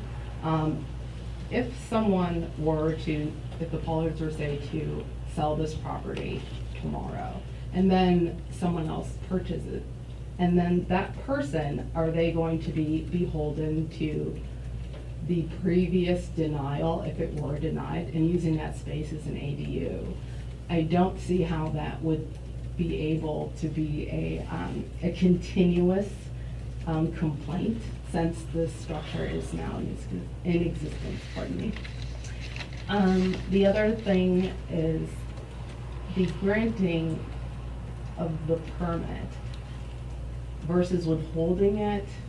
It is seeming like it's something that folks may want to use as a punitive measure for the way the unit became or how it came to be. And then, let's see. The other thing is, I know I've heard a lot of concerns about density, and in the paper last week, it stated that 4 of these ADU units had been approved. And in the floods, we lost over 100 homes. And so I think that we also still need to be cognizant before we slow down or try to delay or place moratoriums on the process of making more homes for more folks here, that only really 4 have been approved. And that's a long way to go before we get to, you know, replacing 100 units or getting anywhere near the town density that we had prior to those events. So that's really kind of, you know, where I fall on it. And again, the neighbors, I don't want to discount their expressed concerns and grievances, but they won't be cured. Any perceived harm won't be undone by the disallowance of this property to be occupied, long-term, short-term, by family or otherwise. And the fact that the structure is already built and the height of the roof, you know, this is something that had gone into an application process 2.5 years ago, and they had already had plans for a long time, you know, prior to this. And I was actually sitting with Georgie earlier, and we had requested from the town any complaints on record, because the town hadn't reached out to Georgie and Randy regarding any complaints, and there weren't any noted. So that was the other thing. So I don't know if there was a lack of communication, and when someone comes to the town and they do complain about something that isn't going through a review, that it wasn't getting passed along. So that's just another concern as well. So that, I'm sorry, that's the time, so thank you very much for your comments. Any other comments? Okay, we'll close the public hearing. We'll go ahead and see if the board has any additional questions for staff or the applicants, and then we can start discussion. I was just gonna ask you to answer the question that came up in the last comment. My understanding is an ADU doesn't carry over if the property sells, the new owners would have to reapply, or does it? That would apply to the property. It would apply to the conditional use, once approved, would run with the land. So it would run with the land, so if it were denied, the new owner could come back and reapply, or no? I Knowing would it have had to been review denied in it. the I'd have to read the code. So sometimes there'll be a code provision that if a specific application is denied, it can't be brought forward for some specific period of time, like a year. I've seen up to 18 months. I'd want an opportunity to review the, maybe Paul may know off the top of his head, but I want to look at the code. I haven't seen that provision. I don't know if that might. I don't know if it's in this ordinance, I'd have to check, but that, we have in other ordinances put in there that it cannot be brought back for a year, but I think that's marijuana and some other types of licensures, I'm not sure if it applies in this case, but it might be good for us to clarify that next time. But it's helpful to know that it does, if it's approved, it runs with the property. Other questions or discussion? I have one more question for No, the Trustee attorney. Bernard? Could this board, if it wanted to, amend the ADU ordinance on an expedited basis without awaiting the PCDC's recommendations? My understanding is that the AD regulations are included in the land use code, and that would be a text amendment to the land use code, and it is you are required to get the PCDC recommendation. Now the board, text amendments can be initiated in one of three ways. It can be initiated by the Board of Trustees, it can be initiated by the PCDC, or it can be initiated by an applicant. But in all of those instances, the text amendment that is initiated has to go to the PCDC for a recommendation prior to it coming for the board for final action. Right, so discussion, and just ask, the item in front of us is the application, so if there's other things being contemplated about changes to ordinance, I think that should be noticed on a separate agenda brought forward at a different time. So let's have our discussion about whether or not we want to move forward with approval of this application. Trustee Roman? Oh, do you want to say something? Yeah, I do have some comments before we vote. The first comment would be, neither the applicants nor those opposing their application has done anything wrong. The applicants have complied with the codes. They haven't violated any ordinances. They built according to the codes as they existed at the time they took their action. On the other hand, the objecting party, the next door neighbor, and some of the comments that were also submitted in the record, also made their concerns known at the first available opportunity that they had in a public forum. The trouble is that the way that the existing ordinance is written, they don't get their comments soon enough. The ADU ordinance was passed after the flood to encourage more ADUs in town, but a very important part of the ADU process is public input, informing neighbors, because density, particularly in the older parts of Lyons, is a concern. It's a valid issue. And if you don't hear from the neighbors by the time a building is built, you've gutted part of that process. I think the loophole that exists in our ADU ordinance that allows a complete living unit with all kitchen facilities except cooking facilities is a problem that the town created. Neither the applicants nor the objectors created that problem. The town created that problem. The town needs to fix that problem. And I think the staff recommended a fix that I think was a good fix 3 months ago.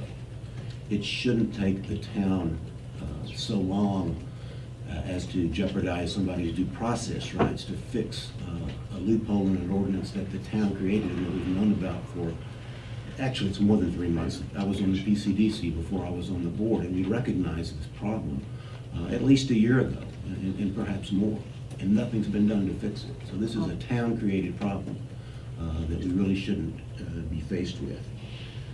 We had another one of these same situations in April, and statements were made on the record. I made a statement on the record at the time, and I voted in favor of that.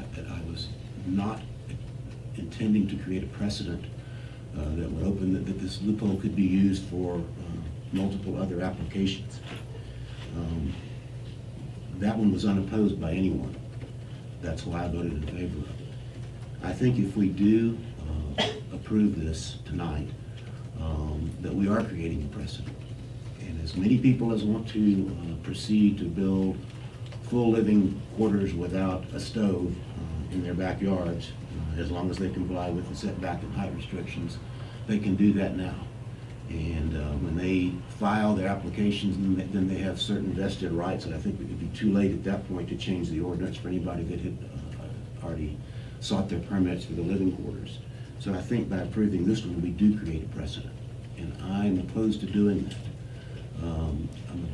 I don't think that was envisioned when the ADU ordinance was passed, that you could build living quarters without a stove and not get any neighborhood input on density, design, anything else. That's one of my questions related to what could we do time-wise to fix this ordinance. I would like to see the ordinance fixed before we vote on this particular application. I'd like to see it continue. And ask the PCDC on an expedited basis to give us a proposal, because it's a problem the PCDC has known about for more than a year now, at least 15 months. So my resolution is I cannot, for precedent-setting reasons, vote in favor of this tonight. I recognize that the applicants acted in good faith and complied with ordinances. I think they are entitled to get their ADU approved.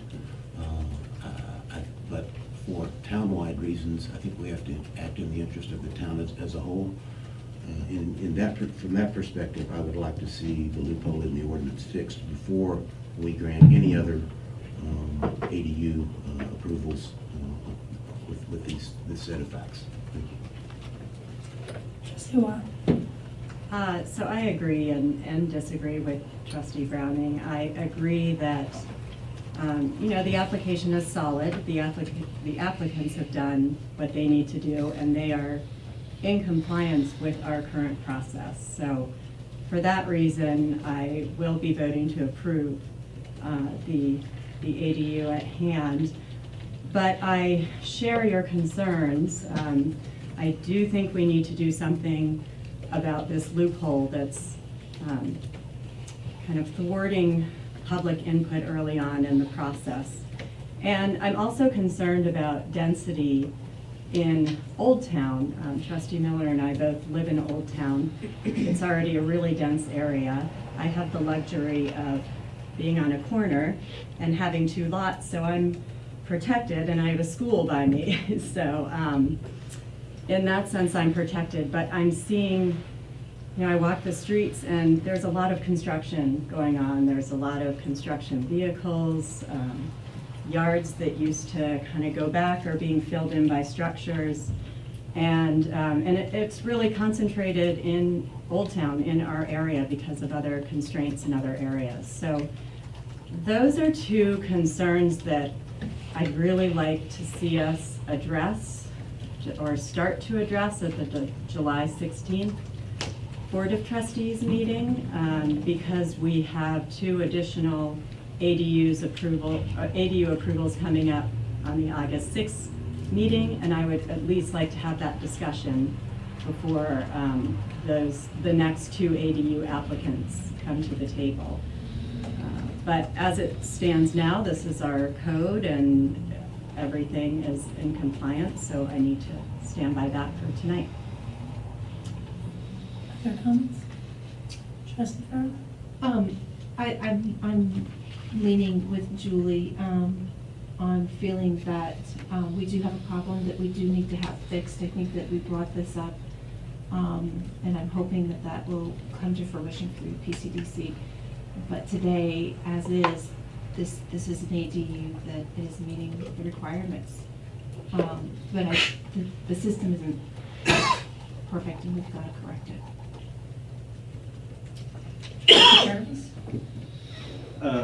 To Trustee Browning's statements, I do recall I did bring up there was this loophole and asked to go back to PCDC on the previous board, and was assured that we probably wouldn't have this problem, we'd get it worked out.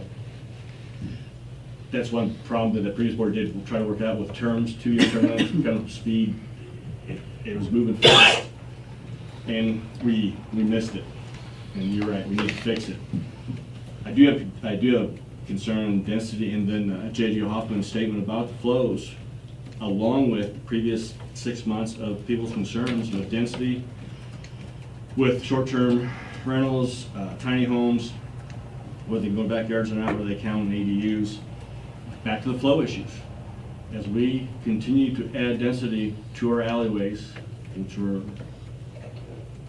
I guess, designed decades ago, fire apparatus gets larger, alleyways have garages literally sitting on them.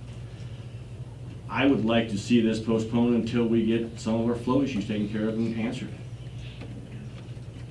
So at this time, until I get some answers on our flows, on our density issues that the fire district's concerned about, and questions answered from them concerning the state's review of what they want mountain towns to be doing, at this time I'm going to vote no or ask to postpone this vote until we get JJ's answers on our flow and the town's answers on our flow rates.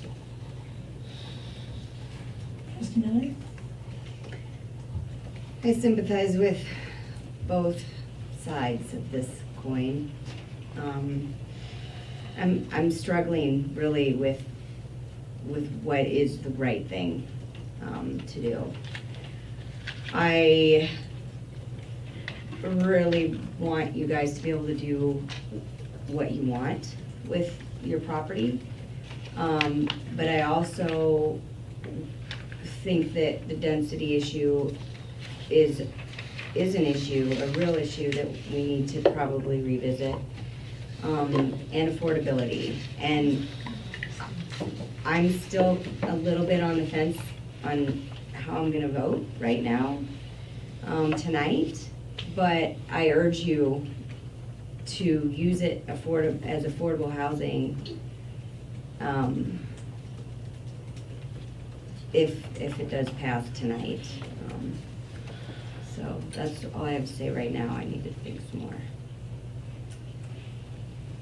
Can I ask for clarification on the fire department's comments on this ADU? Yes, they would like the fire flows to be tested prior to approval.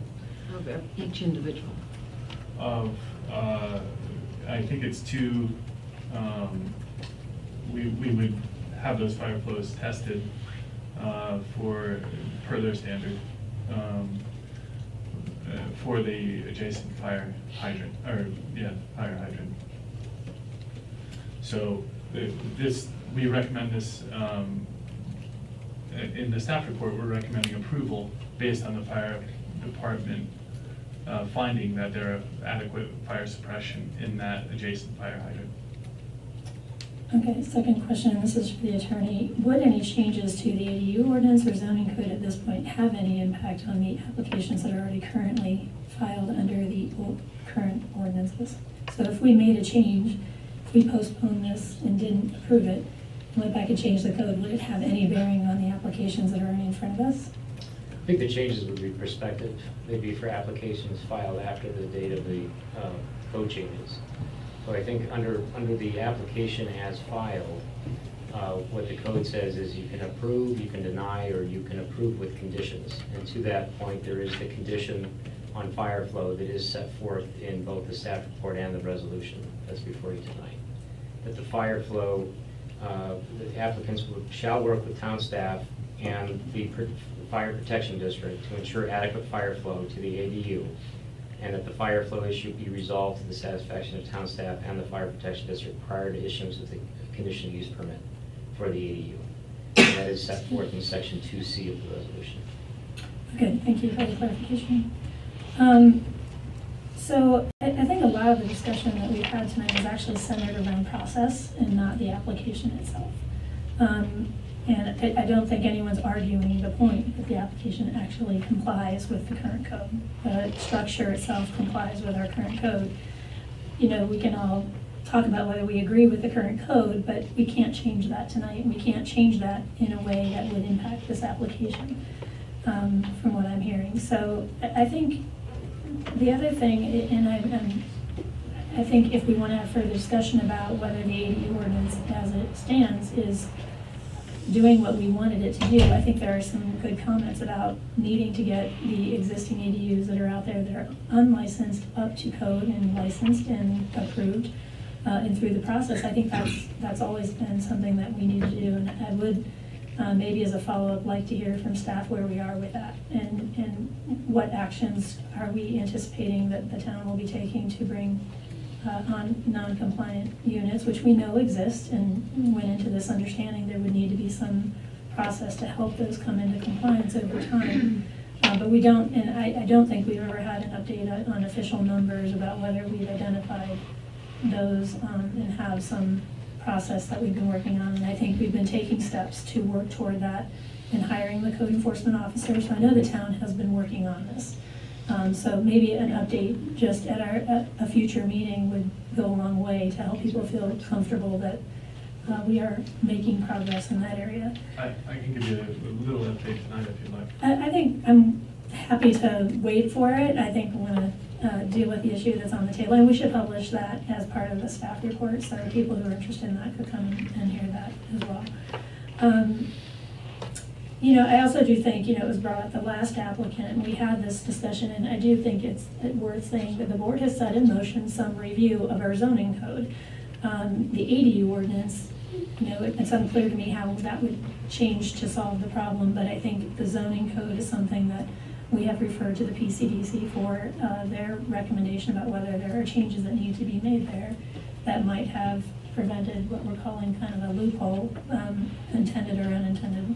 So I think that has been initiated, but I don't think with changing a zoning code is something you want to jump into and do urgently.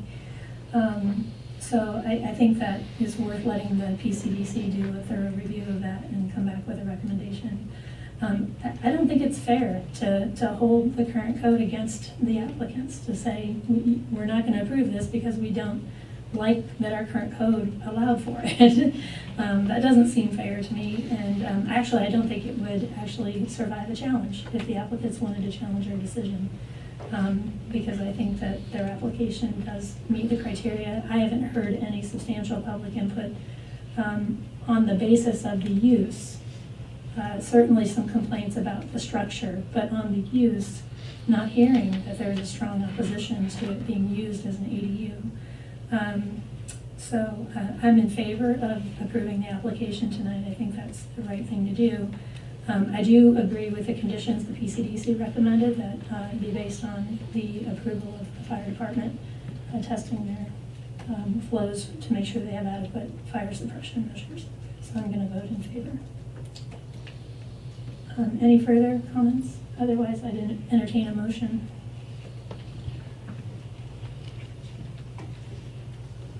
I move that we approve Resolution 2018-54. Is there a second? I'll second. Any further discussion?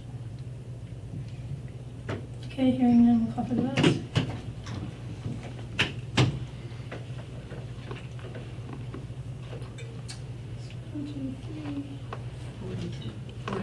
So it does pass 4-2.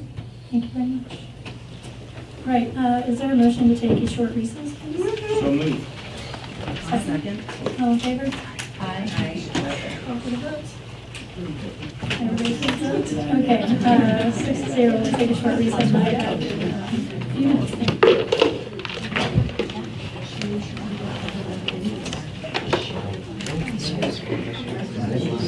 I've got a lot of finagling with my papers to do.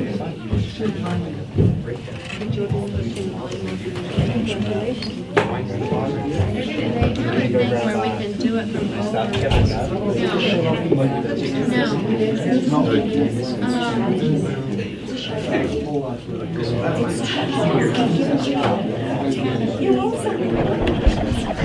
think I can